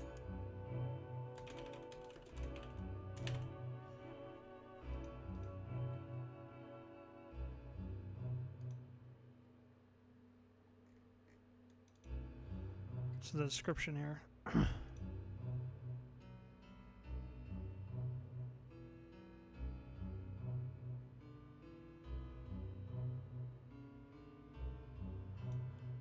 Some cargo that was stolen.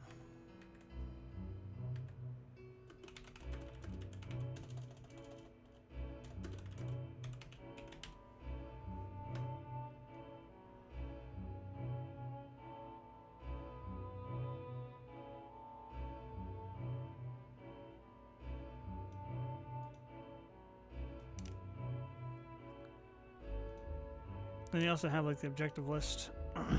Locate the hideout, find stolen items, turn the stolen items to Gabe.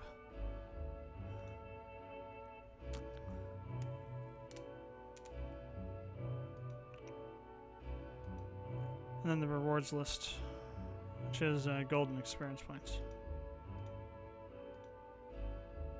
So I'm going to check real quick. Yeah, so originally it was going to be over here, I guess.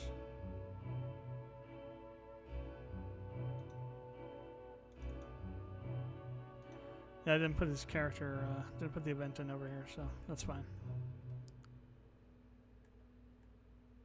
Oh wait, it might be one of these guys. Ah, there it is. I'm going to copy him real quick. We're going to move him down here instead.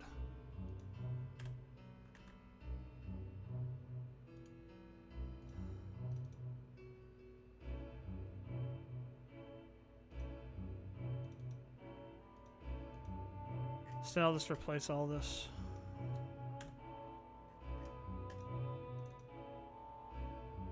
Show text.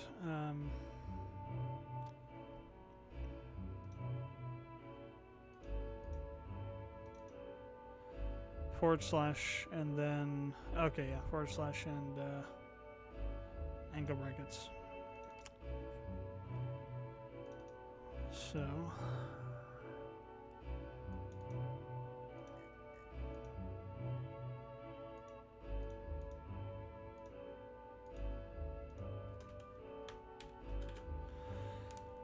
so let's call him well, I've been trying to give them actual names.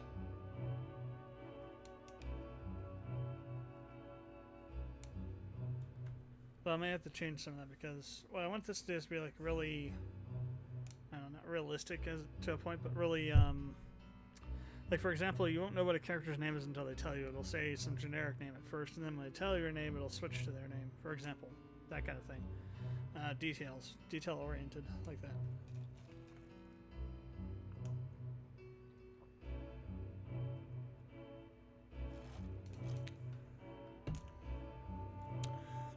For characters like this, for like shop owners and things, it'll tell you their name automatically.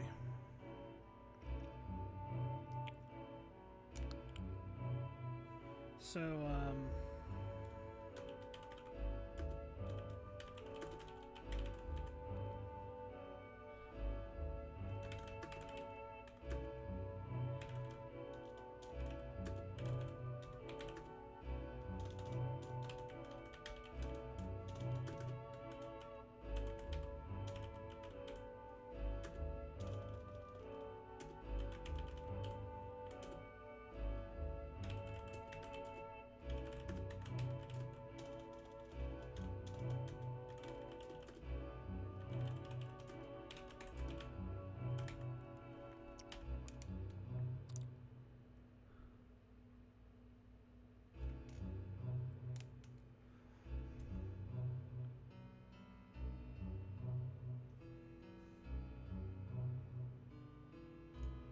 if they don't tell you what their name is, then they won't have a name on them, like this guy.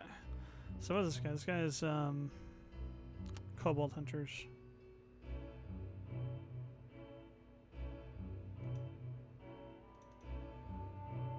You know what? Let's make I also want to put in some quests that kind of overlap each other. So for example, like if you do one quest, take one quest and do it, then you might actually complete another quest without having known about it.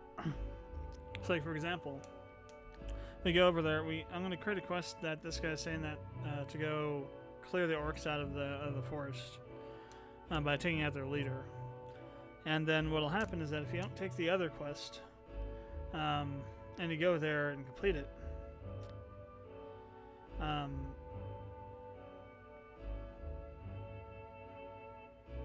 you'll find these items. You'll see all of a sudden say you found some lost items or something like that, and it'll give you a quest that says find the owner of the items or something, some generic like that.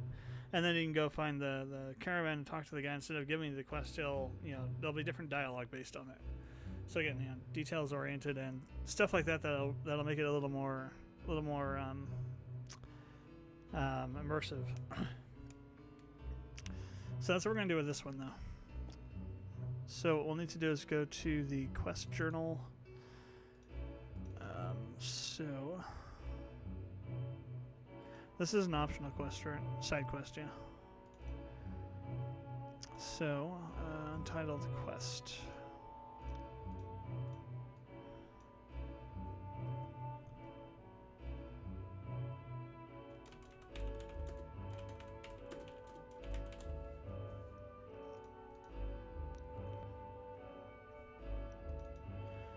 Quest type is a side quest.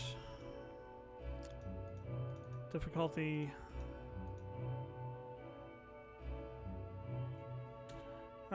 Let's see. So the one where we go to get the one for the go get the items that were stolen. That quest says require level 20. Wait, is there a required level? How did I specify that? Okay, just difficulty 20. So difficulty, we'll also leave that, I'll put that as 20 as well. From, we have to get this guy a name now.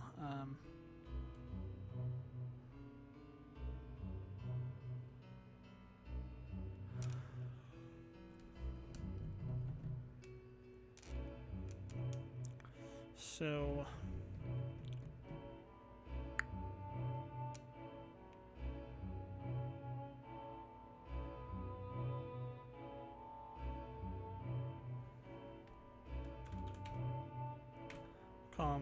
blog.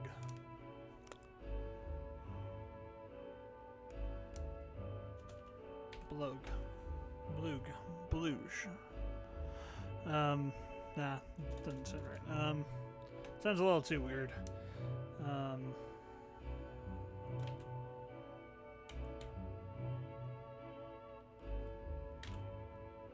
Gellet? Okay, we'll call him Gellet. So that'll be Dink Wood Forest Road.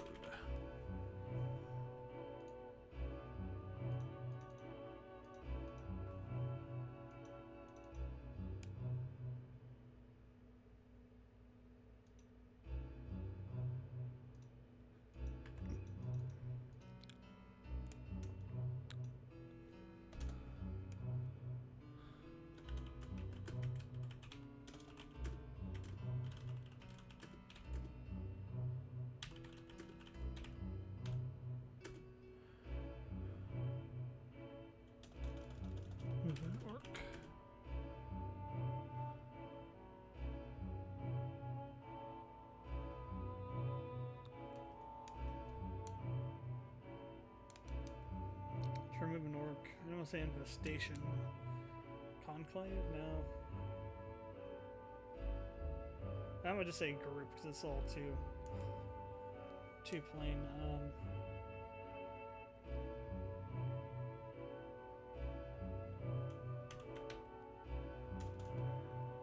An orc.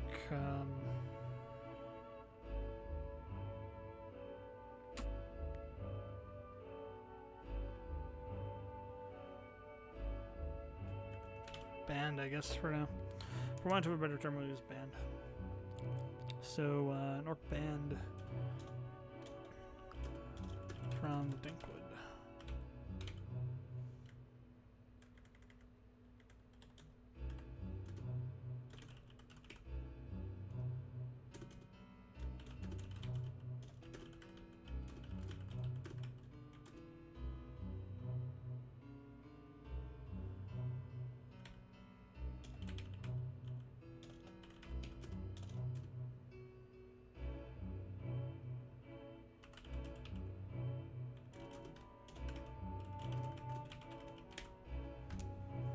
Okay, that's the description for it.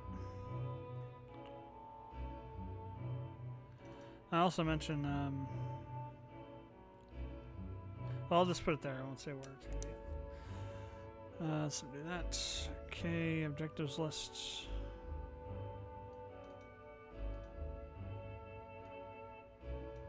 So find.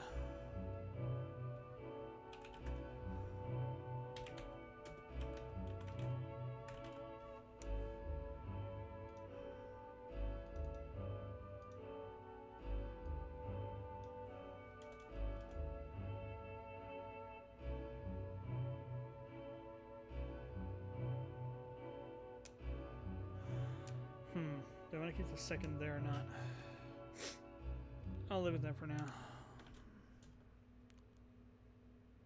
Actually, no, I don't. I won't leave it there. So.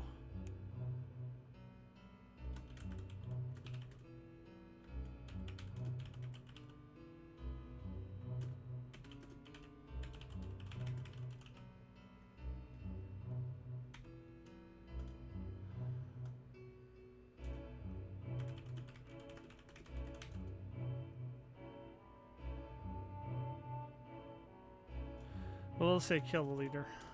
When you kill the leader, they'll just, they'll scatter and won't be able to have any.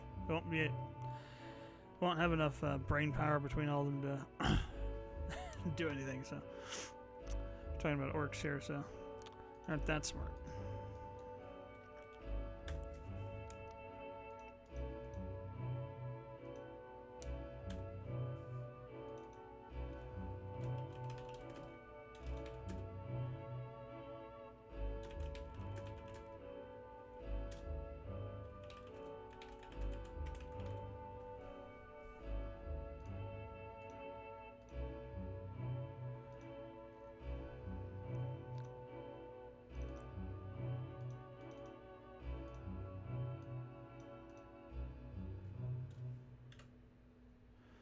Potion times 6. 5,000 gold.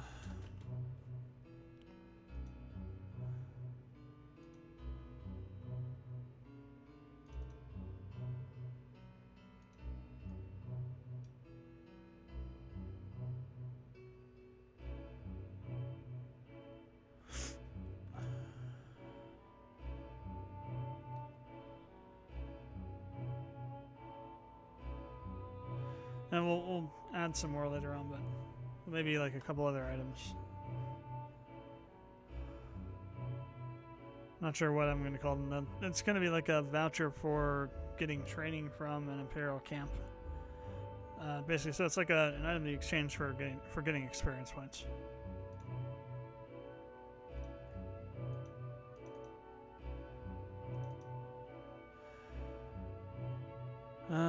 See, subtext is used as an extra text. As extra text, you may want to place into your quest journal that differs from the description.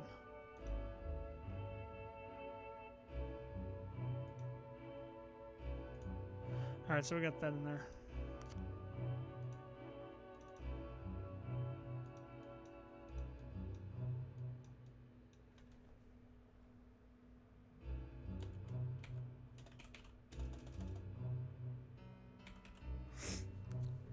That's not what I called them. Pretty sure it's not what I called them.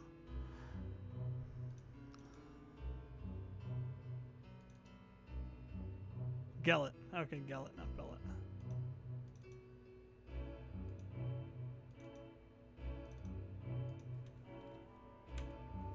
Close, not quite.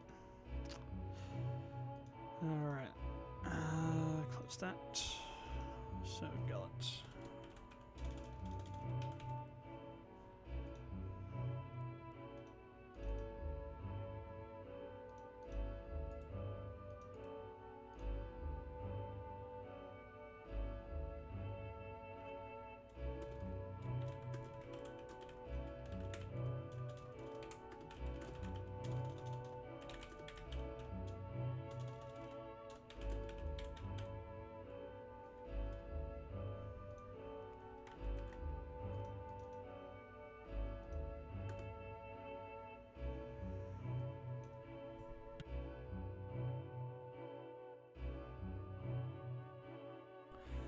Ah. Headphones users, you have been saved. Man. a little sneeze. Alright, so we need to change this text.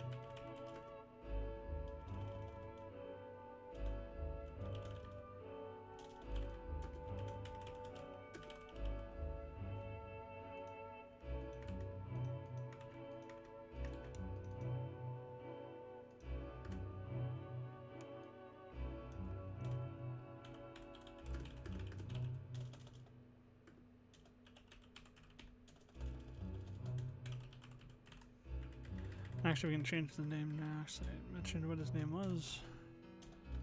Gillett. And we put that on that line. Killed in the process.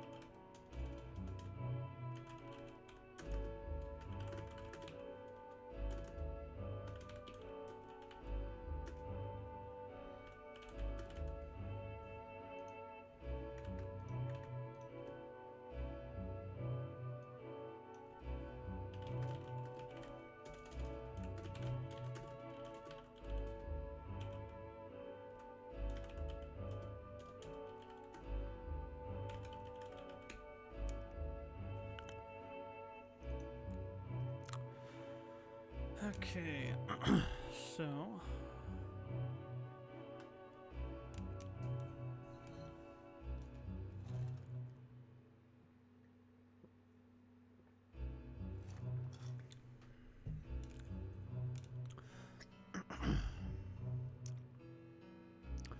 let's also create a new page real quick, or copy this one, I guess.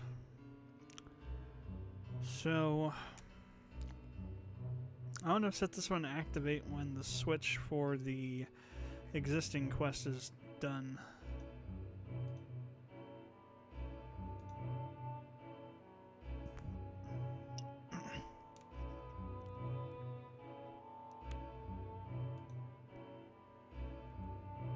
Work boss enters.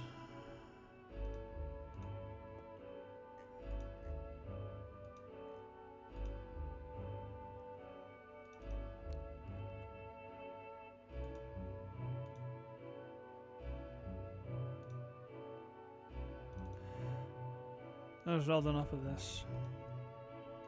That's enough of that. Oh, it's this one here. No, it isn't. Damn. Somewhere there's a... Ah, there we go. There we go. Negative.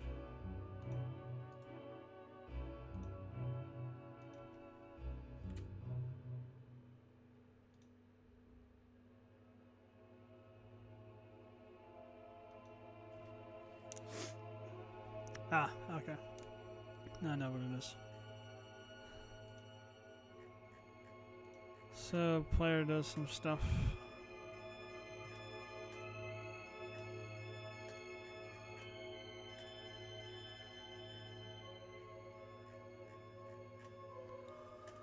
Blah, blah, blah, blah.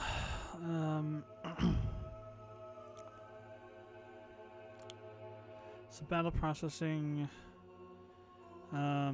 Okay, player, Dank Forest, Orc here, Orc H boss.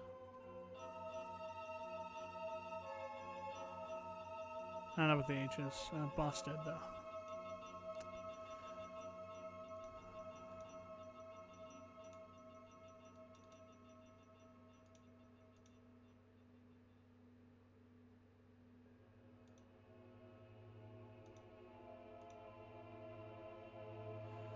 So the boss is dead.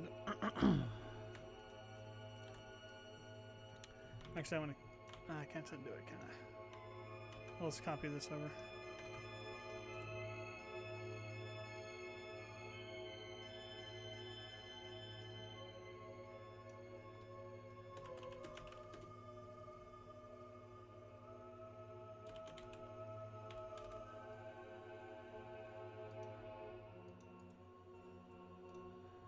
So next, we want to do show choices, and you won't even be able. If you can answer yes or no. If you say no, then you won't actually get the the rewards. But if you say yes after being the orc, if you don't take this quest, you'll get the rewards for this quest anyway. You get automatically completed. So we'll say yes and no. But it's like a one-time thing. If you say no, you won't get it. You won't be able to go back and say yes again. So no. So with no, we'll just say,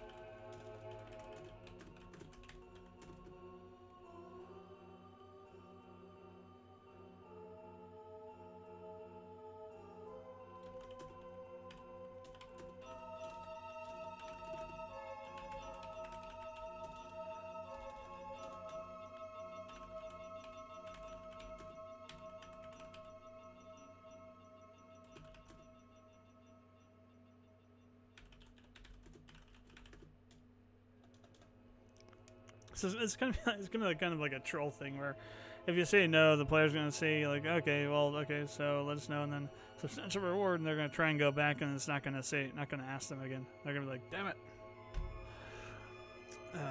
that kind of situation. That's what I'm aiming for.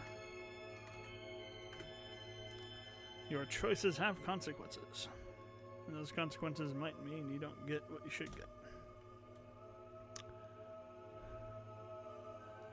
For helping deal with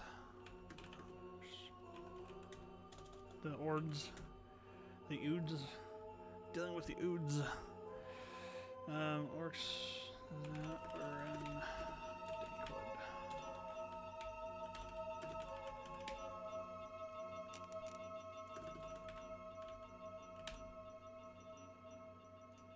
Alright, so we're going to put a switch here. Control switches. Single. Put an after that one. So we'll say,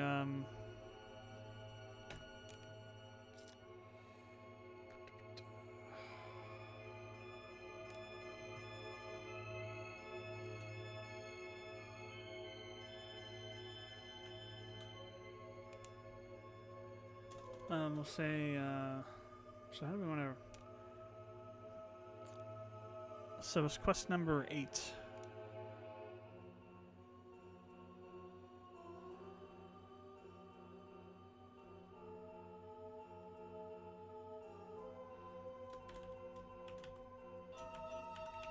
I'll call it that for now. We'll change it later. So I'll figure out what to call it. Set it to on.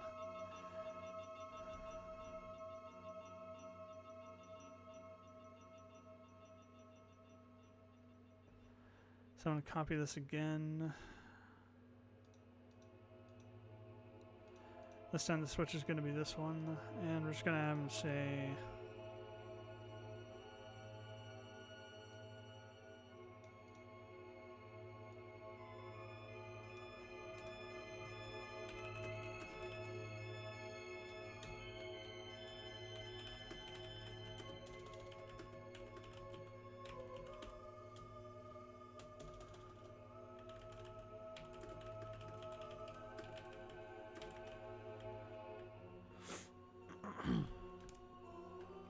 And that's all I'll say.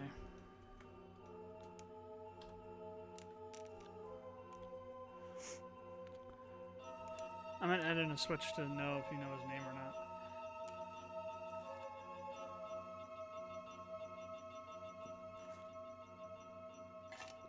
or maybe I'll make a plugin for that.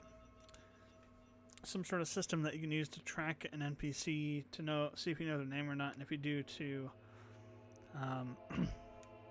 inject their name into the text or something. I don't know. It'd be interesting to see how that would work, though.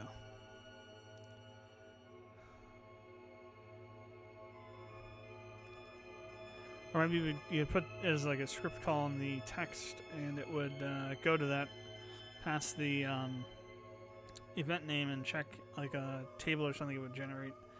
And if the event name matched in terms of having known the event character's name, it would display their actual name as opposed to like a placeholder like realm guard soldier.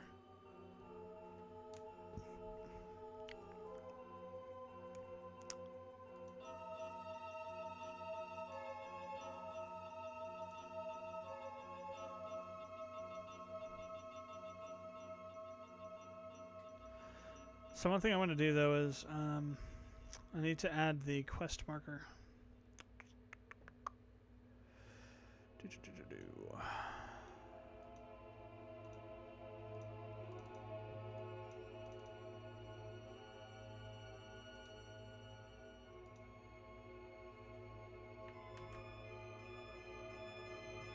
It'll have to be one of the other.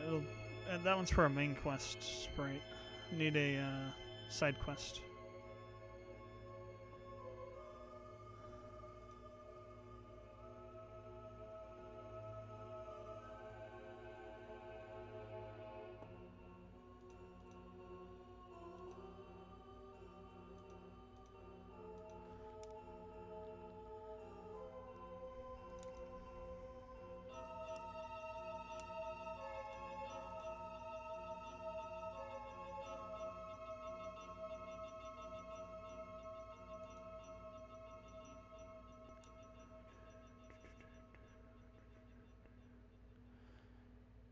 So,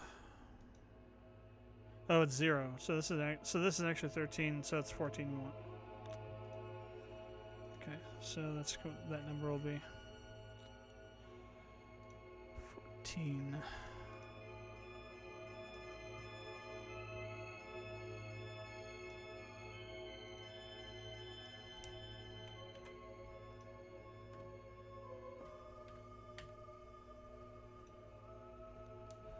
Alright. Well, that's not good. I wanted 134. No. Not 134. 14.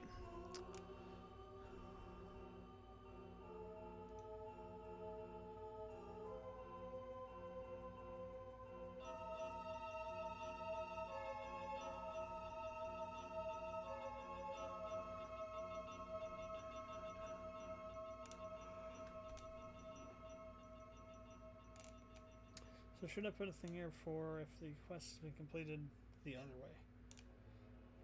I don't think so.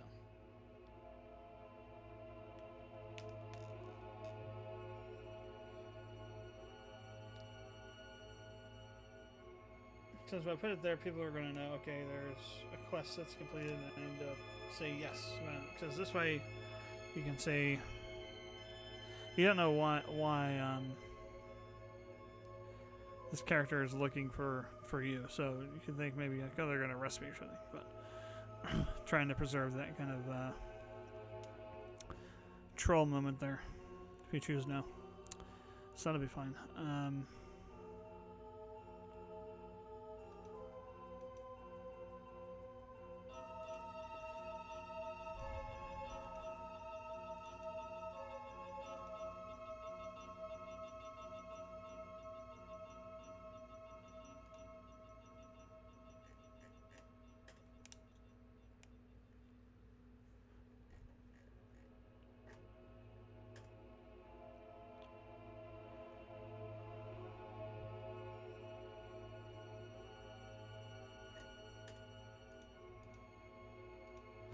I forget how complete this is.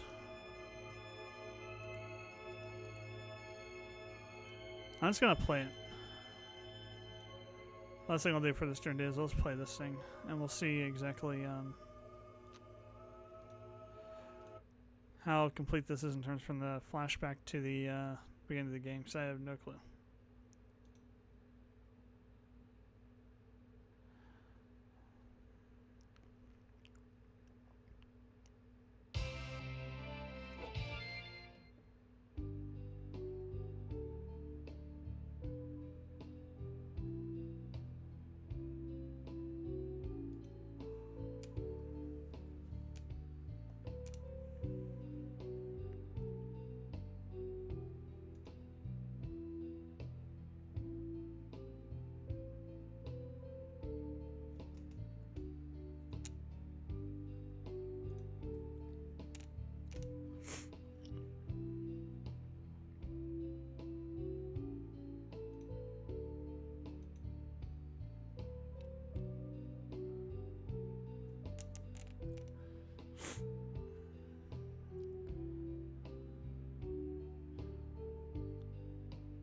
That kind of doesn't play off very well. It's supposed to be him like tripping and sliding. There'll have to be some other effects added in to make that appear that way. When the hear the scream, and the scream should go and come on and then go on its own. It shouldn't be like a prompt. So I'll be changing that eventually. I'm gonna say no. And this image is going to be changed, and the spread will be changed eventually, so it's a younger version of Feltho.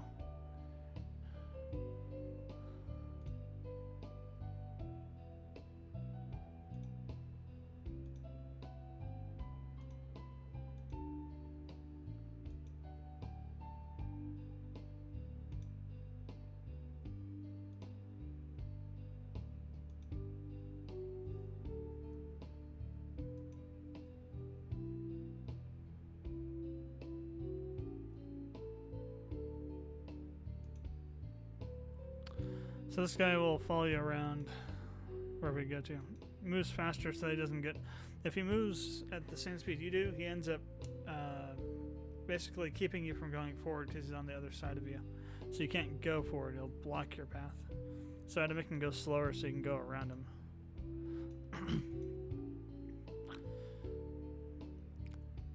In either direction, if he's down there, over on this side or up here or down there, it doesn't matter. He'll always be at the same place you are, so you can't go beyond him. So I had to fix that.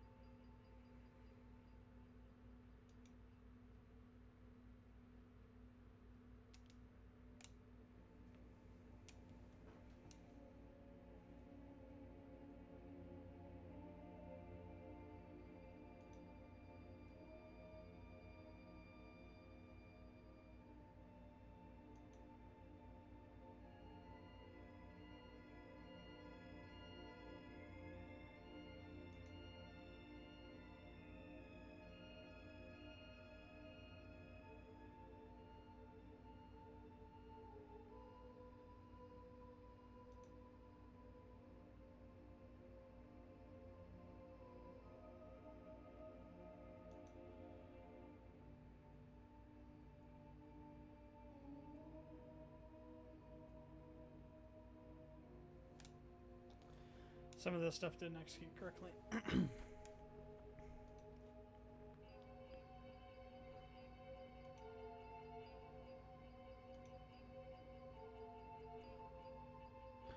What's supposed to happen is that they're supposed to be pulled out over here, and then there's a guy that's supposed to come up through here, and like jump up here and come down or something.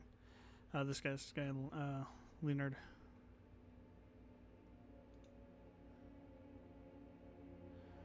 Apparently I haven't gotten all the eventing done or something broke.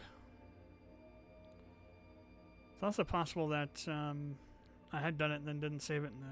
You know what? I think that's yeah. I remember last time working on this, I did something. I was working on something and my computer crashed and I lost this. Damn. I'd forgotten about that.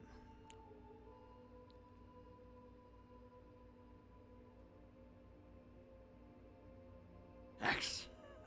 I get your X instead. I think it was supposed to be Rigel. Or no, Falto. That's what it is. I think it was for Falto. Or no, X.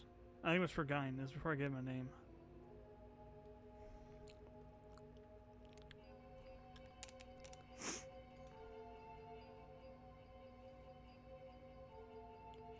Yeah, basically, this guy Leonard comes there and just destroys all these main pirate guys, and then forces Rigel to escape.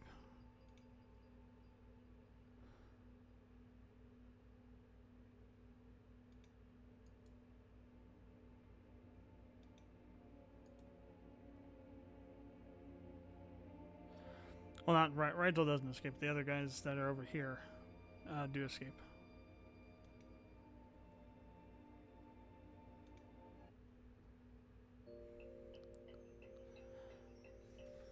This is that, what the hell? That shouldn't have happened. So most of this happens automatically.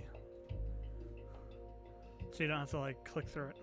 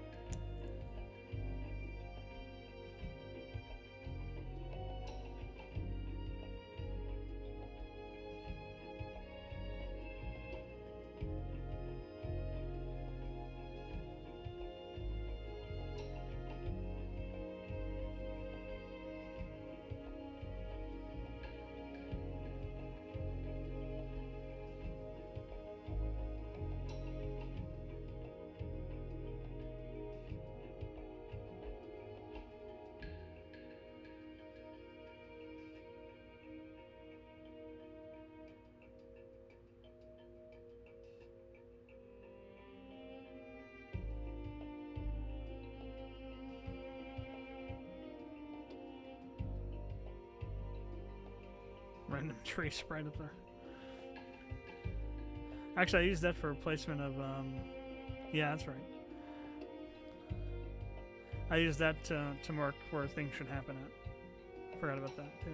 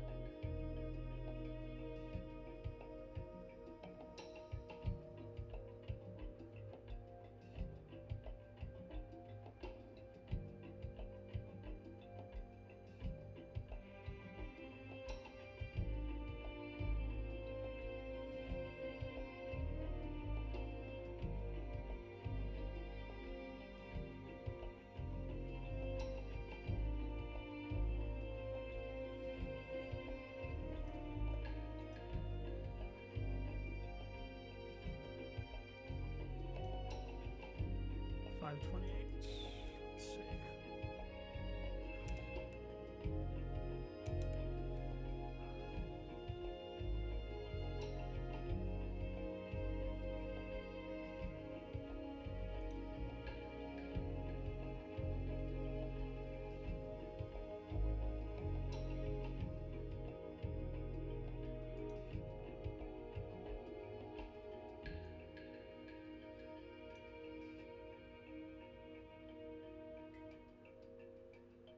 Oh no, it's gone. I know it's up with Twitch. There it goes.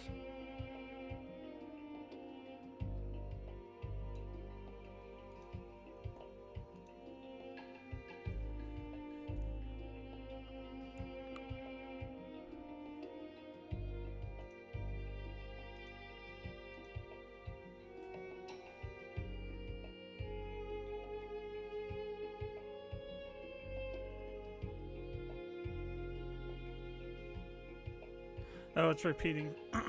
Crap. Yeah, so it isn't finished. So what's supposed to happen is it's supposed to that flashback actually plays. It doesn't play at the beginning. What happens is that you are you start off on the field. You go to your house and Claria, and you sleep. And then when you're sleeping, this cliched flashback happens, and you kind of remember some of Felto's past. But yeah, so that's kind of where things are at the moment. Let me let's do.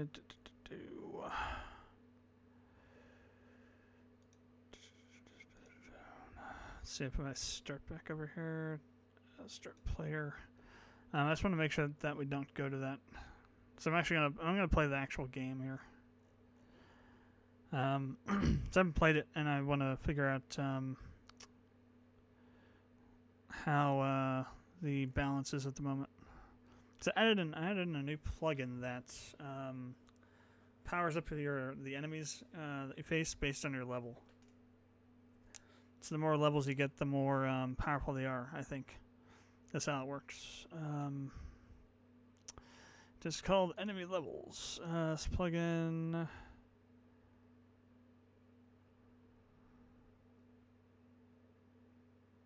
To the player under specified rulings. Right. And you can like for bosses, you can make them harder. You can increase them on the fly and whatnot. You can have items that will increase the difficulty of the levels of enemies or the difficulty of them in battle, or decrease them in battle. It's a really interesting system, and has a lot of ways to use it.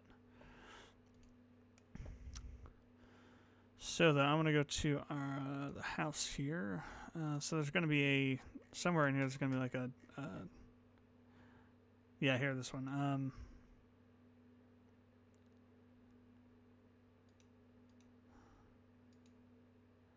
So instead of doing that flashback thing, I just want to change to...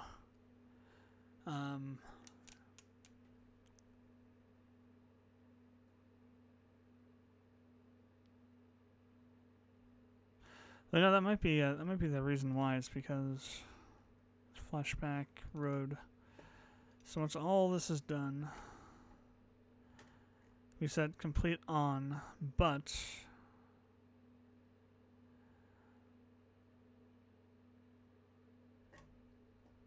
then it just goes again.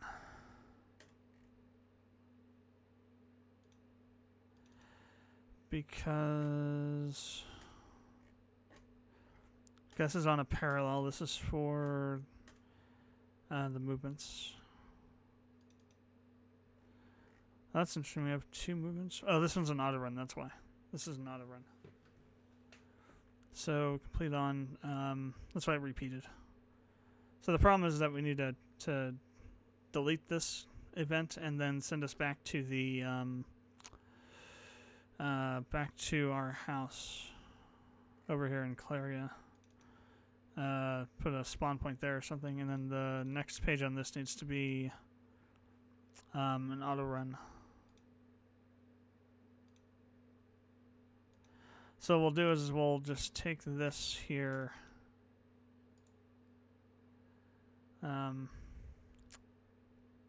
Wish there was a way to disable these.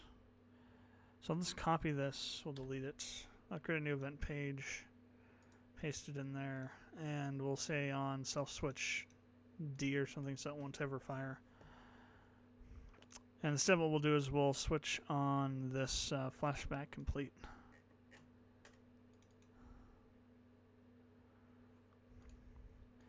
And then that should allow us to just bypass it and continue on. Alright, so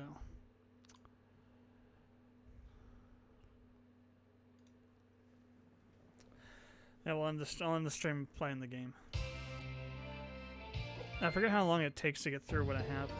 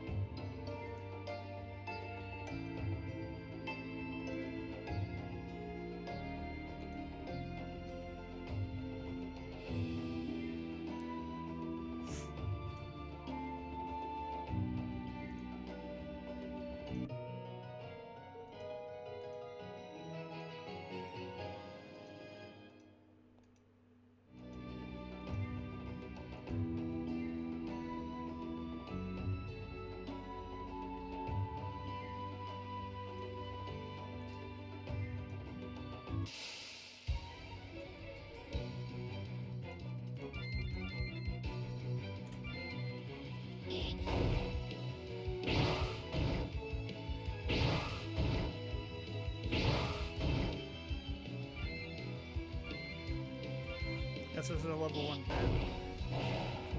Audio down a little bit more. It's probably low enough on the stream.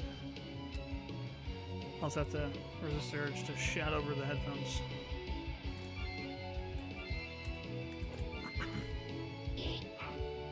No, that's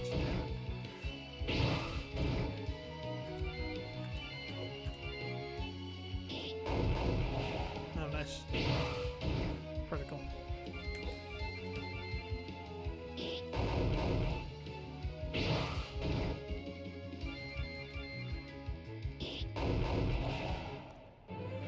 I'm probably going to turn TP on too. So you'll have magic, which will take MP, and then you'll have technical points, which will be used to use physical skills.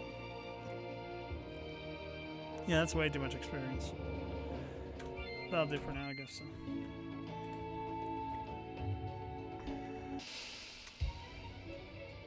Oh, yeah, the whole group again here. Holy crap. I did a critical on a double, and so it... I don't have any items. So I did a double critical, so I hit 4 times. Awesome. Same thing again.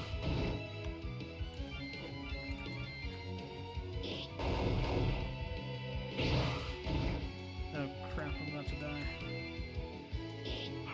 Ah! Oh god, 7 health left.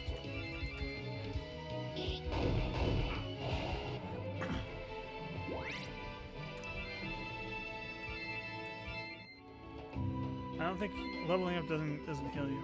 Crap. So once I get past this tree, I think that's when the counters... yeah, good. I made it. I'm going to make sure I come down here and grab this 1,000 gold from this guy. So one thing I did with this is I'm using a region plugin to create areas where there's battles and where there's not battles. It's just a different way of using regions. There's also one that I have that can do the same thing but for movement. I think that one might be Yanfly, but I'm thinking it might be... It's either Yanfly or some random dude that did that one. Old man Cedric and his crazy disappearing fish.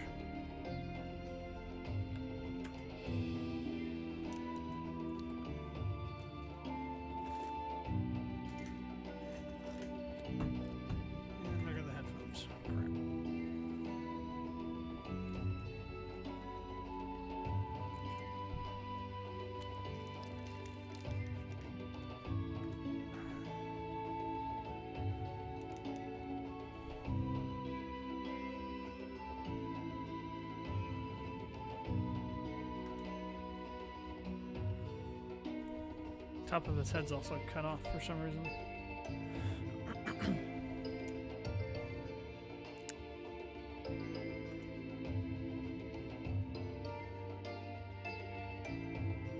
I think the image is actually just like that.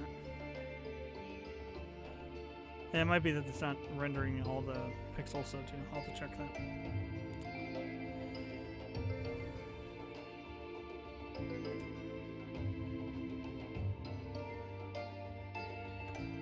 So for listening to that crazy story, you get 1,000 gold.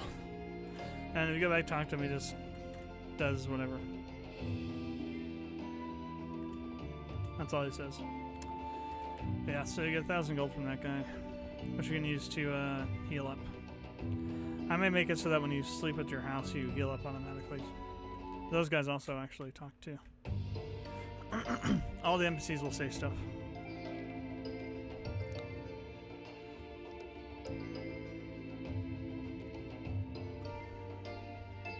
Yeah, I think I'll give that guy a name. Well, damn. I mean, these guys would have names because he would know what their name is because he's always talked to them. If he's like anywhere outside of this area, there'll be people he hasn't talked to before or met before, so he'll have that. The name will be some generic name. I think that's how I'll do it. That's my excuse for now, anyway. I don't think he says anything else.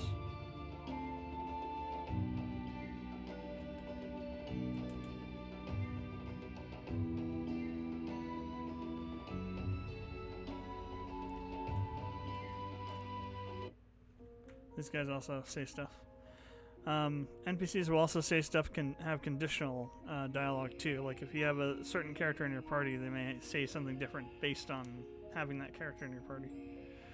I'll show you what I mean later on here.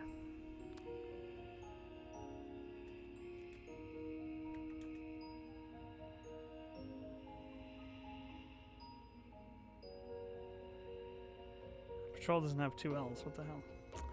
Need to fix that one. I'm sure there's typos all over the damn place.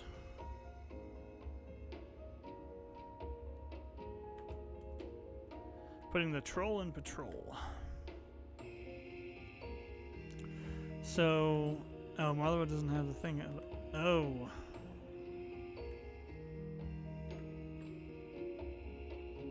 Oh, right, no. I forgot. We have to...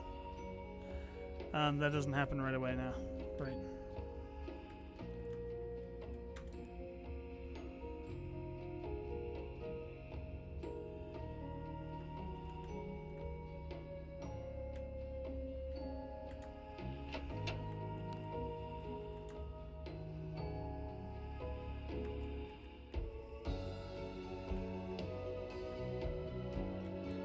Doesn't say anything.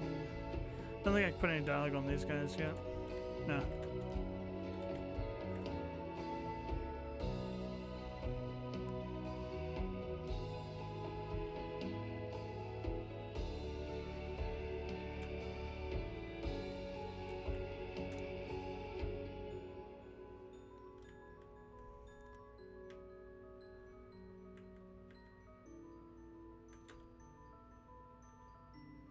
Well, that was interesting. I had to...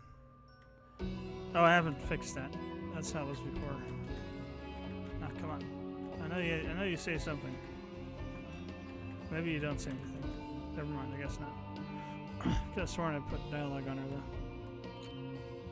though. Again, it must have been something I did and then lost when my system crashed. So you don't really have much you can do. That one's another one that needs to get fixed. Damn. It's not really too much until you go, because I basically locked everything off until you go back to your house and sleep.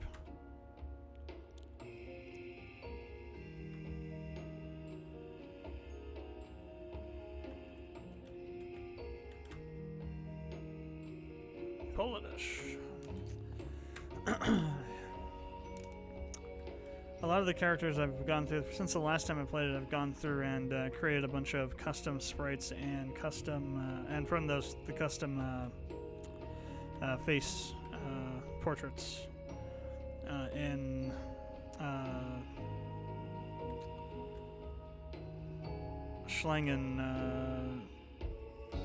Schlang and something, I forget his name now, in his custom, he made a character creator.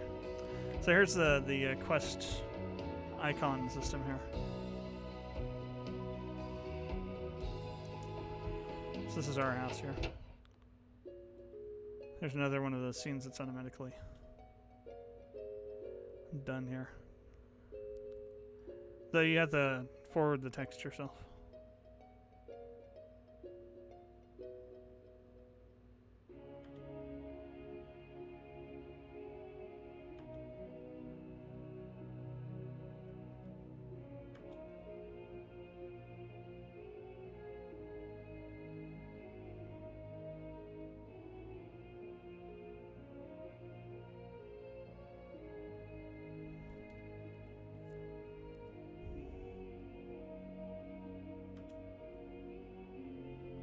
That plate will stay there until you go over and interact with it to clear it off the table. Or until a certain scene happens later on. So 200 seconds will go by and it should... You know, I don't think I did a fade in, now that I think about it. Oh yeah, I did, never mind. So like if you wanted to, you can leave this plate here and it'll get cleared off during a scene in a later point in the game. But you can come over here and you could interact with it and it'll say I should clean this up and it'll remove it. Again, just little details like that. That's what I'm trying to focus on putting in. I'm not sure if she travels over here or not.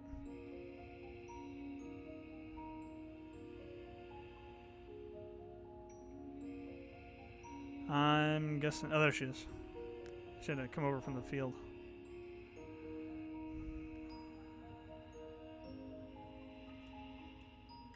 Now I need to have her go back over there. She was all the way down in here before. Can I like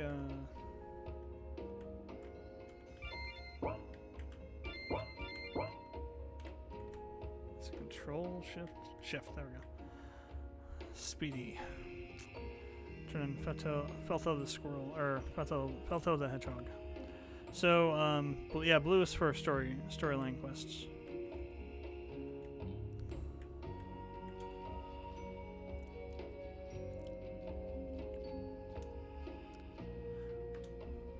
And yes, his name is Marlebeau after Voldemort. You'll find all kinds of Easter eggs like that throughout this game.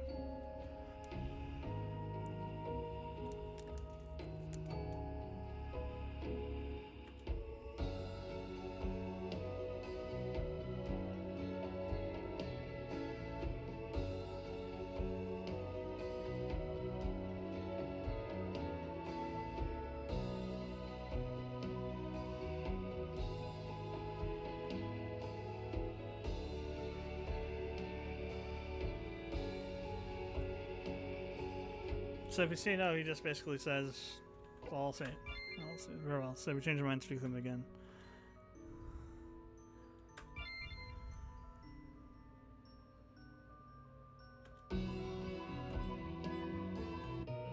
First the fanfare goes, and then that changes.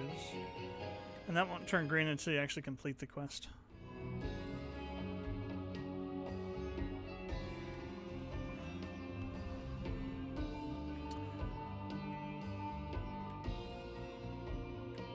So I'm debating whether or not Keith will be a optional character or not.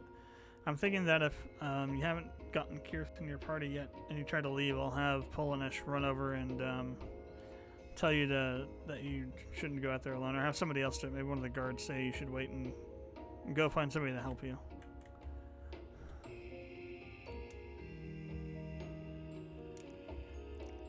For now, though, you can actually continue without getting Kirith, I think.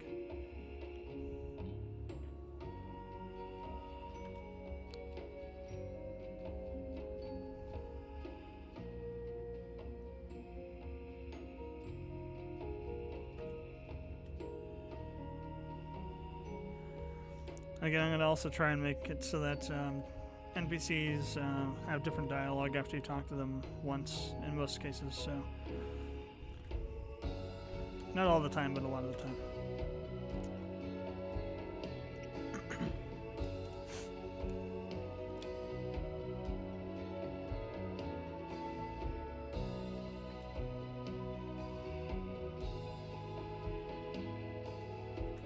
I'm gonna say no. I gotta say see the dialogue. Oh, that sounds really boring. I'm gonna say yes this time.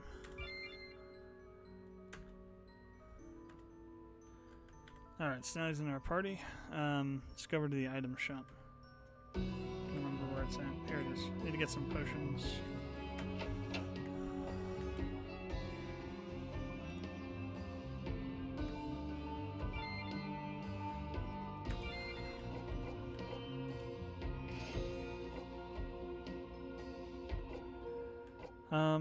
Tonic. I just ruined. Oh, here we go. Yeah, this one, tonic. We'll get one of them.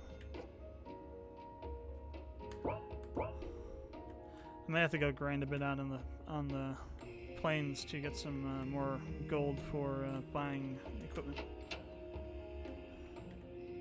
Oh, hey, it's myself. Why am I in the game still? Let's see. Well, I do absolutely nothing, apparently. I probably just gave myself a bunch of gold. Oh yeah, I did. Holy crap.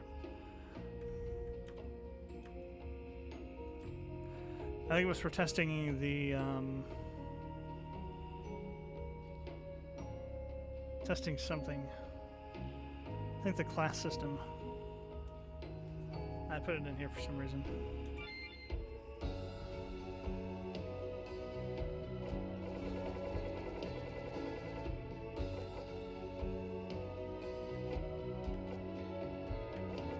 I would have some money, I guess. I would have, what, 700 and... I had 728, that's right. Let's give myself 25k each time. So I can get 2 of the... Well, no, I can't get 2 of those. 11 of them, I can get 2.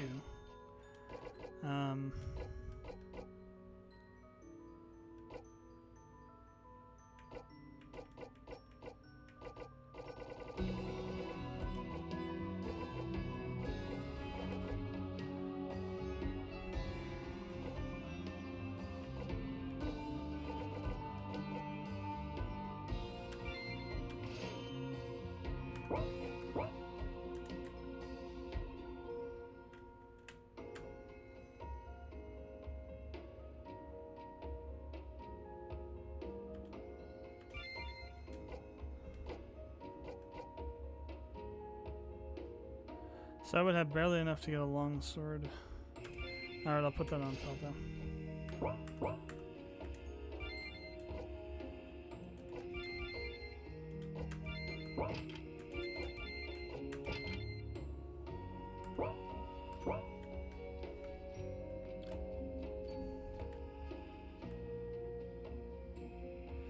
So now if I go up here and talk to that one guard up here, they'll say something else now that Kirith's in the party.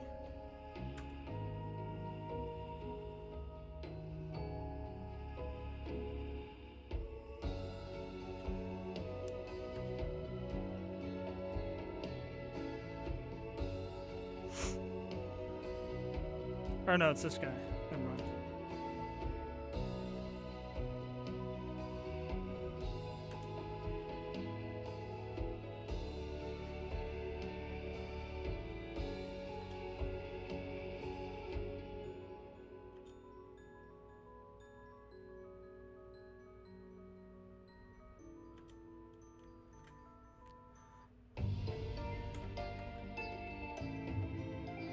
Alright, so actually, well, crap. I don't think it's that much. Well, how much gold do I have? Like nothing, right? Alright, I have 50. Well, okay. I'll make this one exception just so I don't die out there. I think it's like 25 gold or something, so I'm only using 7 gold I wouldn't have had otherwise. Yeah.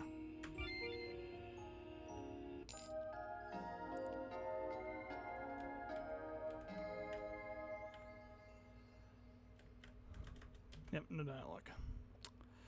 It will.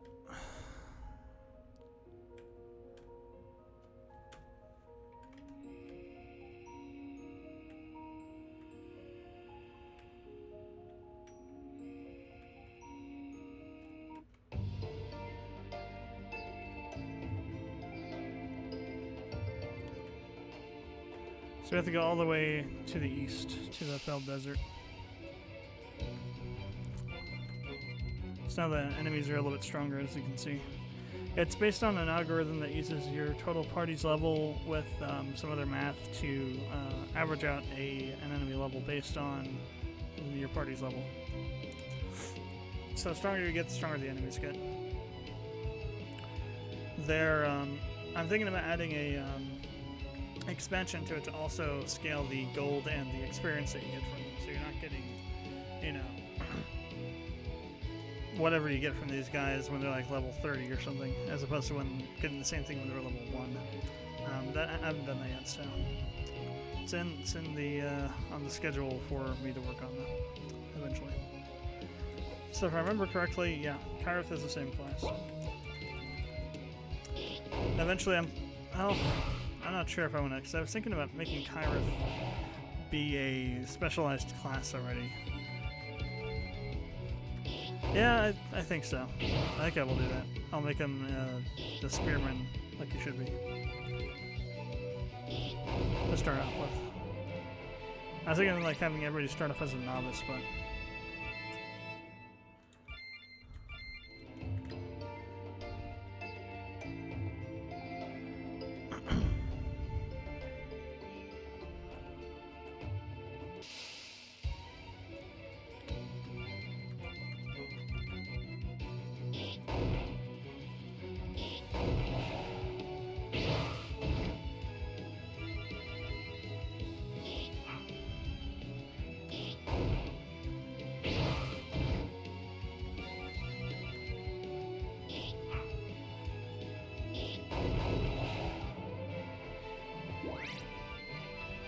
so we learned double attack.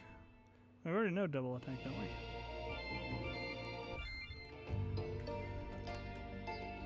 Strange. Now we're in another area that's outside of that region, so there's no enemies. Red's for a secondary.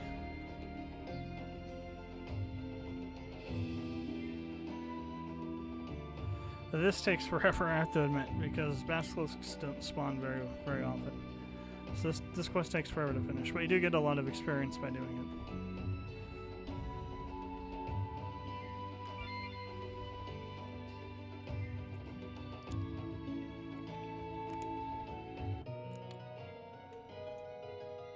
So how this works is, on this one, these are hunting quests. Hunting quest basilisk. You have a certain number you have to kill, and every time you kill one, there's some code in the battle processing that will increase the number that you killed when you kill one. So it is possible to kill more than what you need. Well, maybe not. I'll have to check the. I'll have to check the battle processing code for that. So there's a, you can heal down here by using mana, MP, or MP.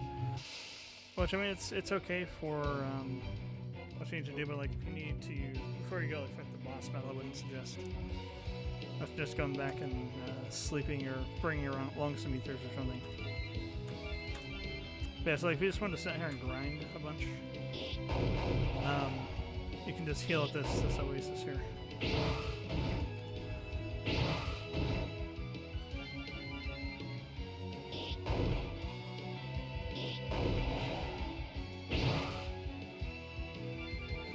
That's the only problem with these guys is that they still, after a while, they do no damage even if they get leveled up. Still working on trying to fix that. It's that balancing act between trying to make them not so powerful they kill you really easily, but also so that when they scale up, they actually will.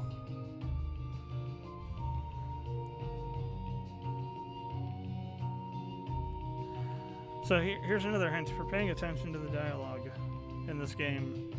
All I ask in return is a small amount of mana to sustain this place.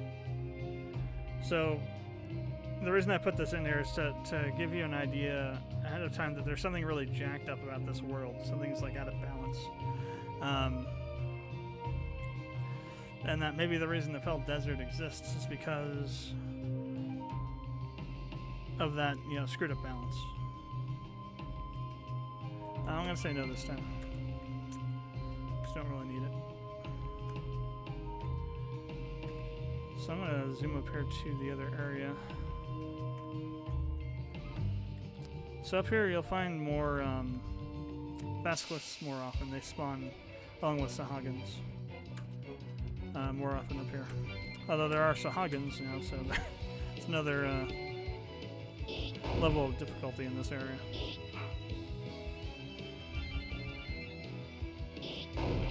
Oh, we actually got a surprise attack? I didn't notice that. Okay, I think Kyrith needs to get healed.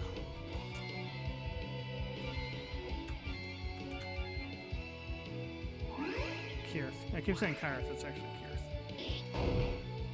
That's how I decided the pronunciation should go. Oh crap, okay. Well, that happened. Alright, tonic. He's one of my few tonics that we have. Just have him get destroyed again.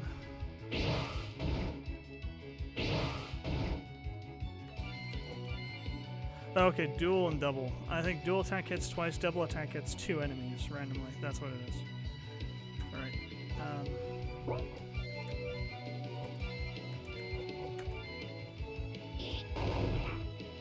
Oh crap, one missed.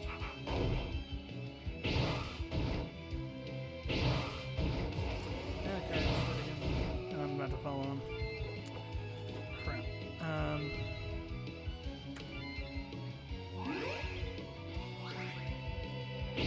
I think potions need to heal a little bit more health. Damn. Yeah, now we're gonna escape. I'm gonna save this thing.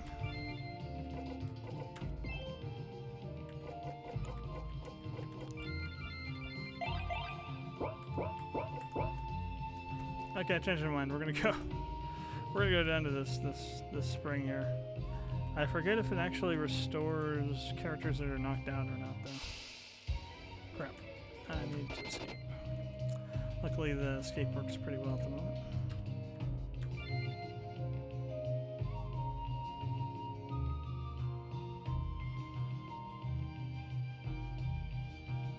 Little note about the mana being depleted. No, it doesn't. Okay, damn. I shall have to go back to Claria then. I'll still grind some more out here to get some more gold. Hey, basilisks, our first ones. Alright, so let's do it. Now I'm gonna do duel.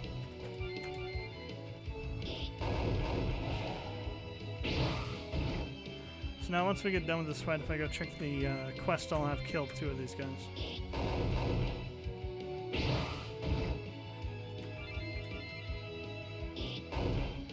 Oh crap. At least I didn't get poisoned. Alright, there we go. Level up.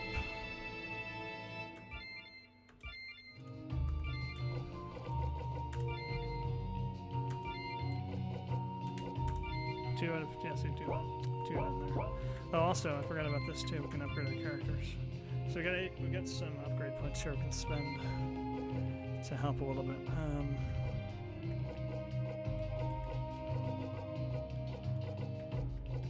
Putting the rest on defense.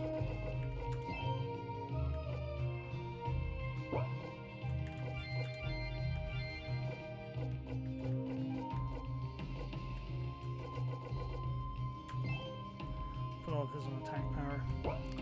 So that the upgrade system there is just a way to further differentiate your characters, further customize them. Yeah, I don't know if I want to try this. This could be. Well, we'll see what happens. We should be able to survive at least one round.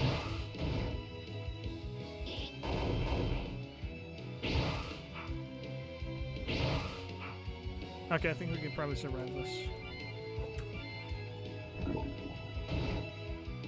In the future, no, because skills will be tied to TP instead of MP, and you won't be able to get them without building it up by attacking. You know, ghosts, I'm not worried about them killing me. Yeah, they'll probably do no damage because they're not set up correctly. Need to make it set triple attack, nice. So that they actually will be able to do more damage to me at higher levels. Alright, that should do a triple hit. Or no, it's 3 enemies randomly. All 3 into that guy. Nice. Normally I wouldn't use that against a stronger enemy because... all stronger enemies because it could split the damage out. On the weaker ones here though, it's better to do because you can kill them off a lot more quickly. Or if you hit a stronger enemy 3 times with that, or even with the double attack, hit them 2 times, you can maybe take them out that way.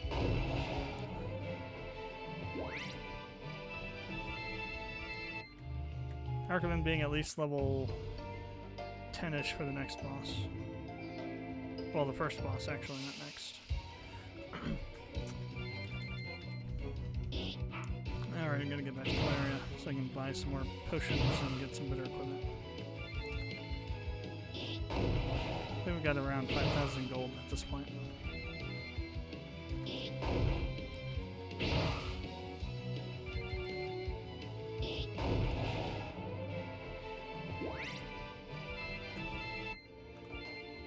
Oh, that's right, no, we got crap tons of it. I forgot that we, from that NPC of myself. So, actually looks like we've got, well, let me see, what did we buy?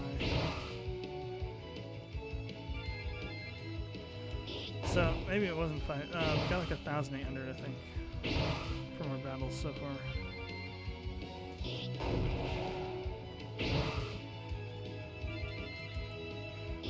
Seems like it should have been more, though.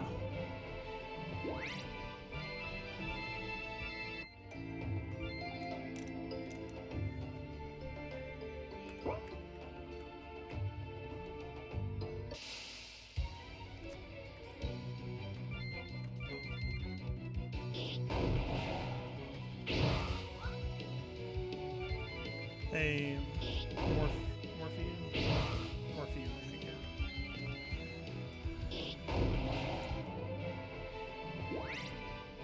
Oh, that happened a while ago.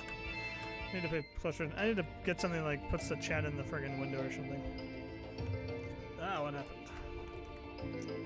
Slow down for a second. Thought it was hanging.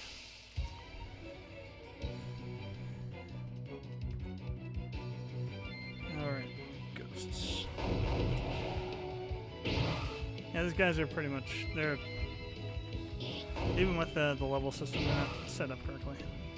Either that or you get way too much defense.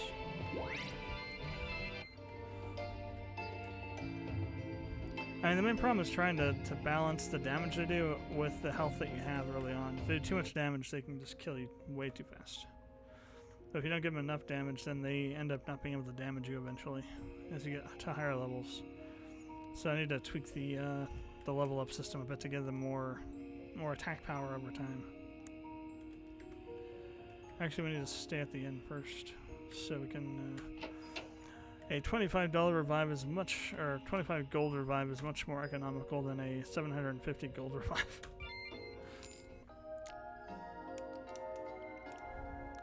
One which doesn't even fully heal you either. This one fully heals you. Yep. Alright, so we'll go grab some more potions and tonics. Well, can't get a tonic, we don't have enough. Yeah, screw it, I'll use the 50 grand I have. Normally wouldn't have it, but at this point. Since we do, I shall use some of it. Let's get some better equipment first of all.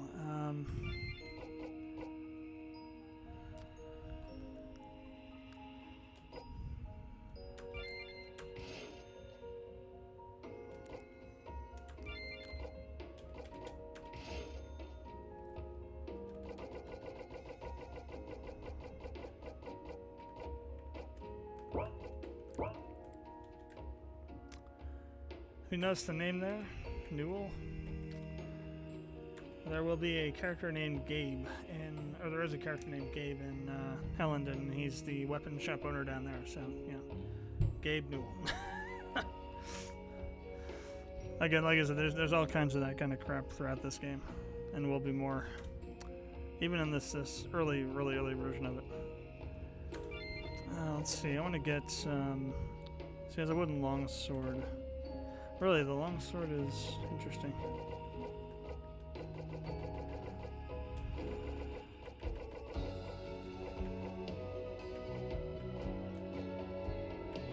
So actually, the longsword's the best weapon I can have at the moment.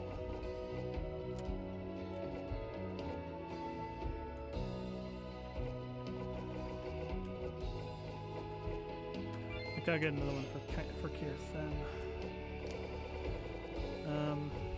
Yeah. Okay.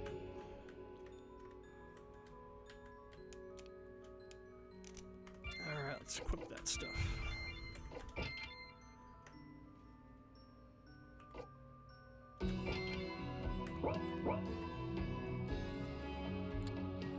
Let's grab some items.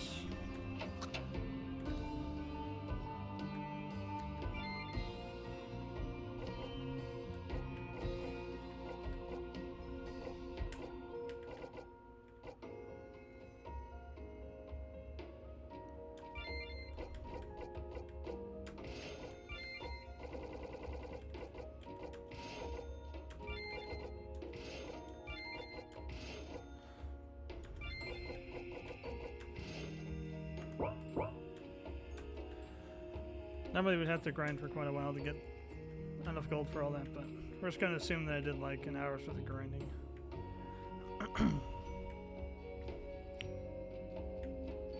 So, back over to the Felled Desert.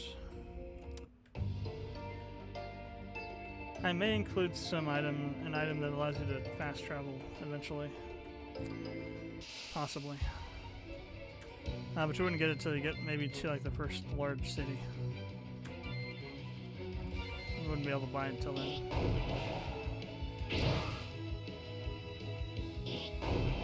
Maybe in Faust.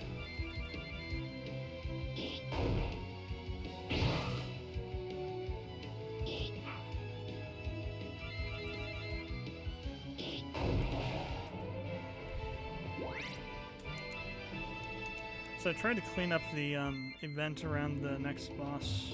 If you watched the stream a while ago, where I went through this part of first part of the game, there were still some issues with it that I've fixed since then. Actually, I forget if I played. I think I played it in the XP version of it, which had some really significant problems with it, with that sequence.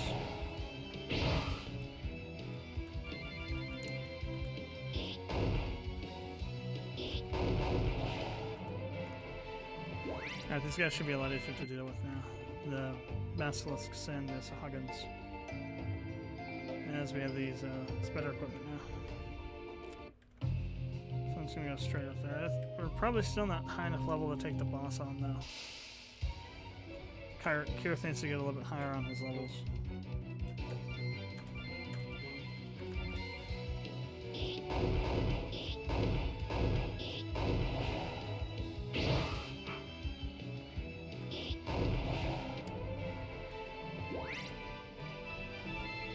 Yeah, he's still lagging behind.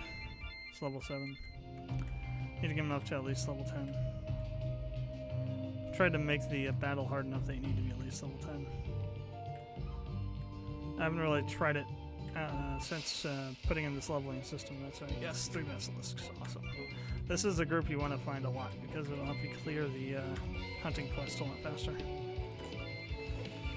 Alright, so triple and double.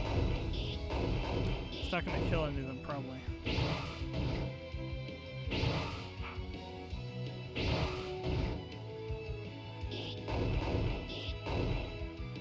Take some of their health off, though.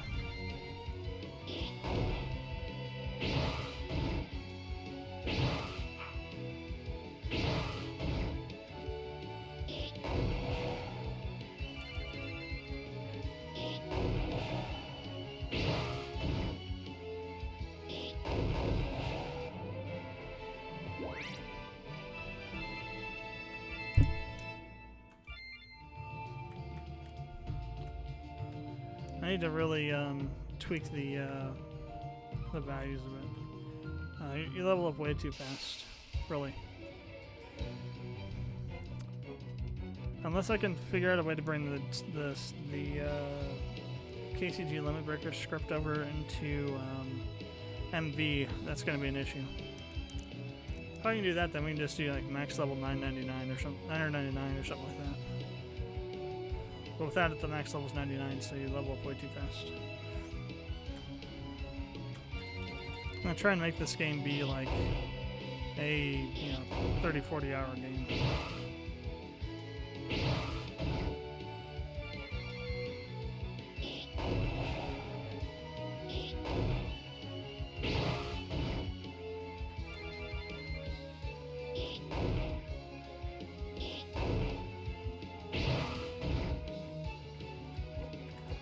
Probably a good time to heal.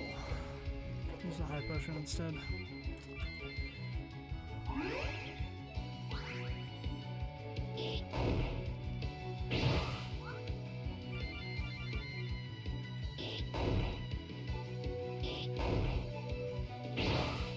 I'd forgotten how much health these guys have. There we go.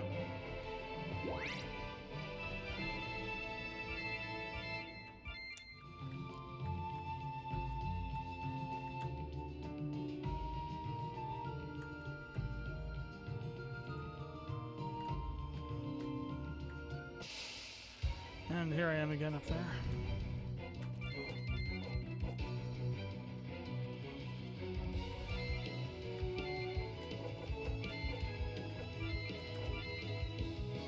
So this actually causes bleed occasionally, deep cut.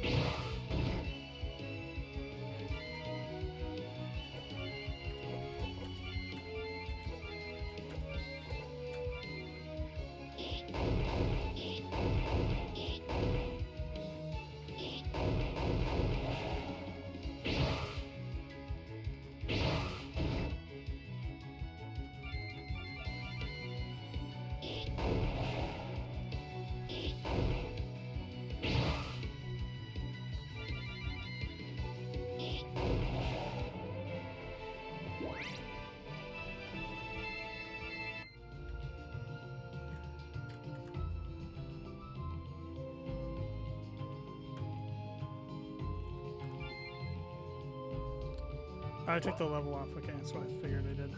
I remembered the full heal, but I hadn't remembered if I took the leveling up off of it. Actually, I should probably save first. Probably a very good idea.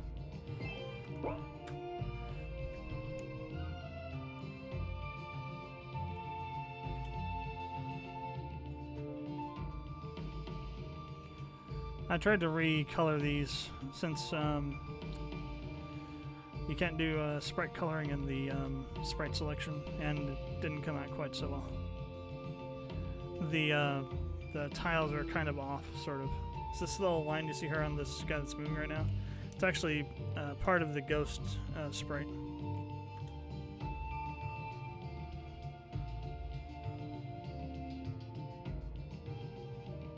The Deimos brothers.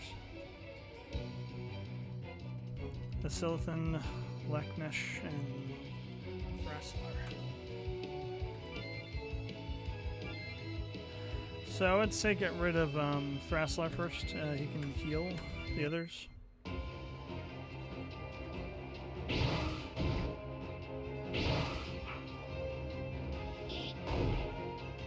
They do have a lot of health though. The problem is that Leknesh has some really nasty skills.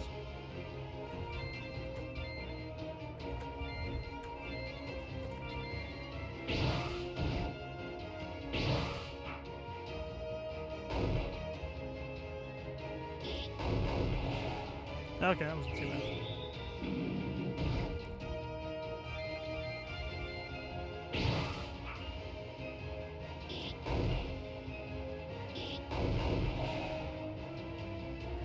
These guys aren't so hard. I think I dialed them back a bit.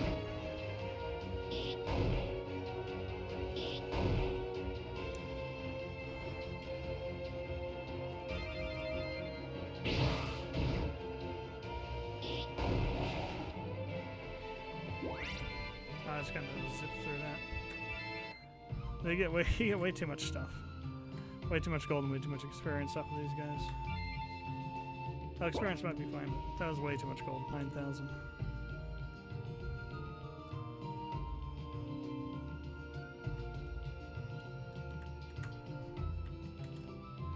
Alright, so now back to Claria. It's also going to be quests that are kind of puzzle-oriented. You'll see what I mean in a second here once we get back to Claria. So we'll have to go through a puzzle where you have to figure out how to open up a door by mixing some liquids. Again, kind of following the sort of alchemic theme here that I've set up in the story a bit.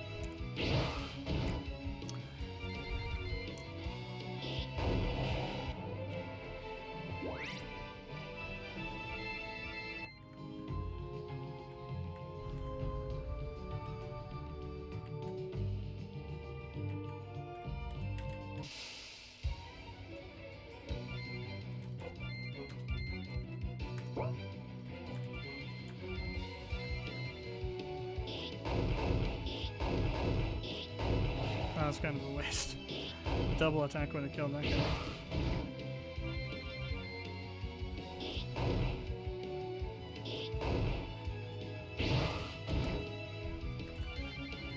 One thing the upgrade system also helps with is that it helps you, because when you have the character stats are based on classes. So you have two characters of the same class, they'll have identical stats. I'm also working on a system to maybe fix that a bit. Maybe make it randomized, a randomized increase based on what. So you get what you would normally get. Well, let's look at it this way. So you'd have what you would get from an increase in the level, your stat increases. You would use that as like maybe a seed and a random to generate a random value, as opposed to just using that one from the game. But for now, the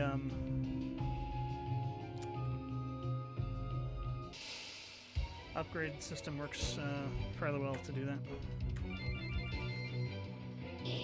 And I may take that entirely depending on if I can't get the get the enemies to not do no damage.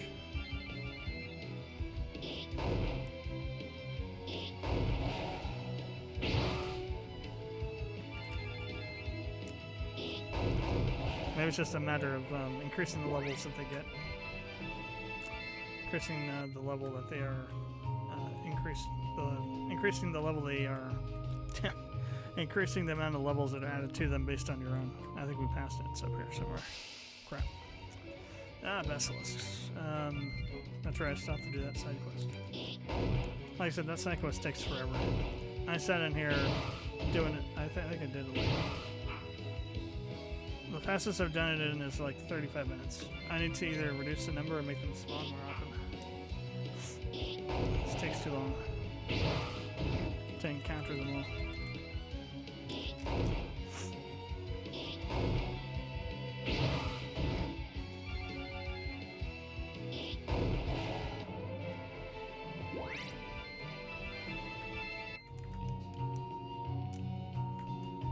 Thought so.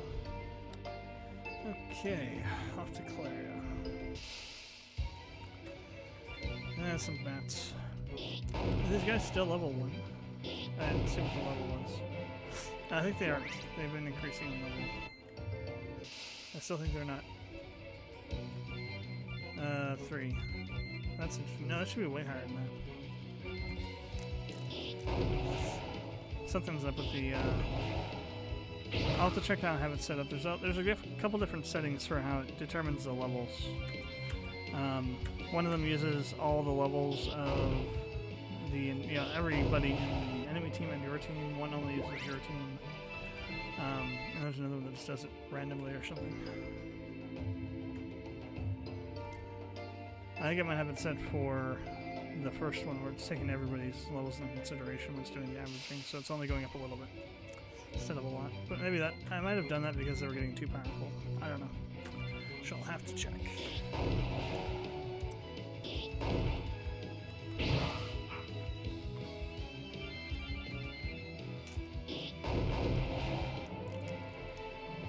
I might also maybe can drop the encounter rate too. It might be a little bit too high.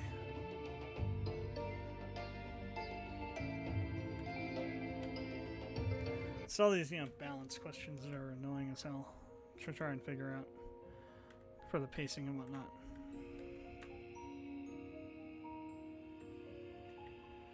No, what happened? What happened to the quest?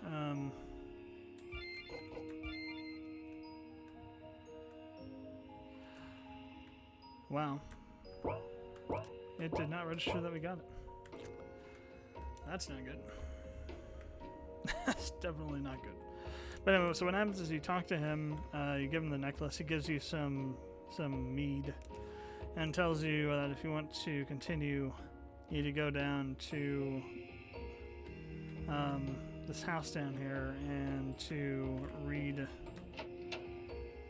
the book that's in here. And essentially the book then gives you some directions. It basically says, it's like a diary of the guy that used to live here that discovered this thing that's happening, which I will not tell you because that's part of the spoilers, but it basically gives you some hints as to what you're supposed to do,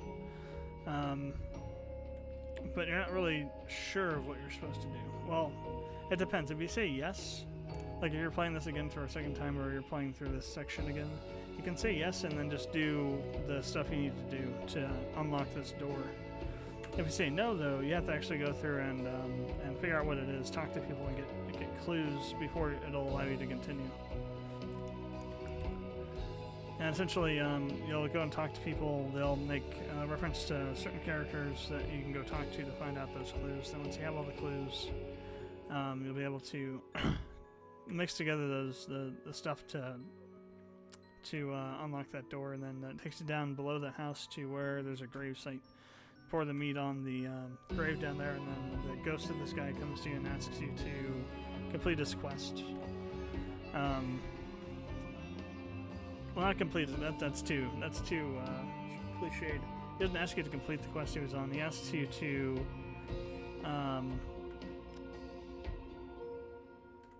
go find a key that he had on him, because he took this key to this lockbox. That chest you saw on the table back in the corner of that room has a letter in it for the king, and the key to it is on his person, and his person happens to be rotting on the floor in a room in Mount Fire. So you have to go over to Mount Fire, fight some mini bosses to get to the main boss, and then take the key back here, get that, and then you can go to the Dankwood Forest. That's basically the first part of the game. It takes about an hour and a half to 2 hours to complete, depending on how much time you spend grinding.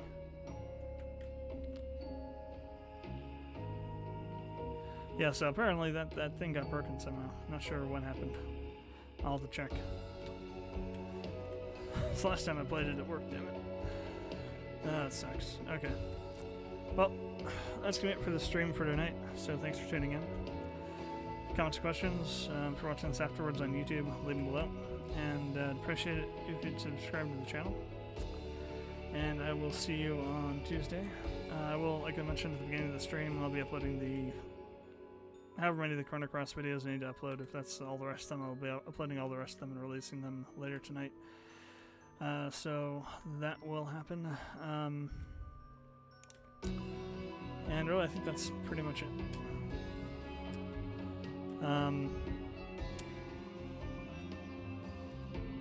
The stream on Tuesday might be late. I plan to be doing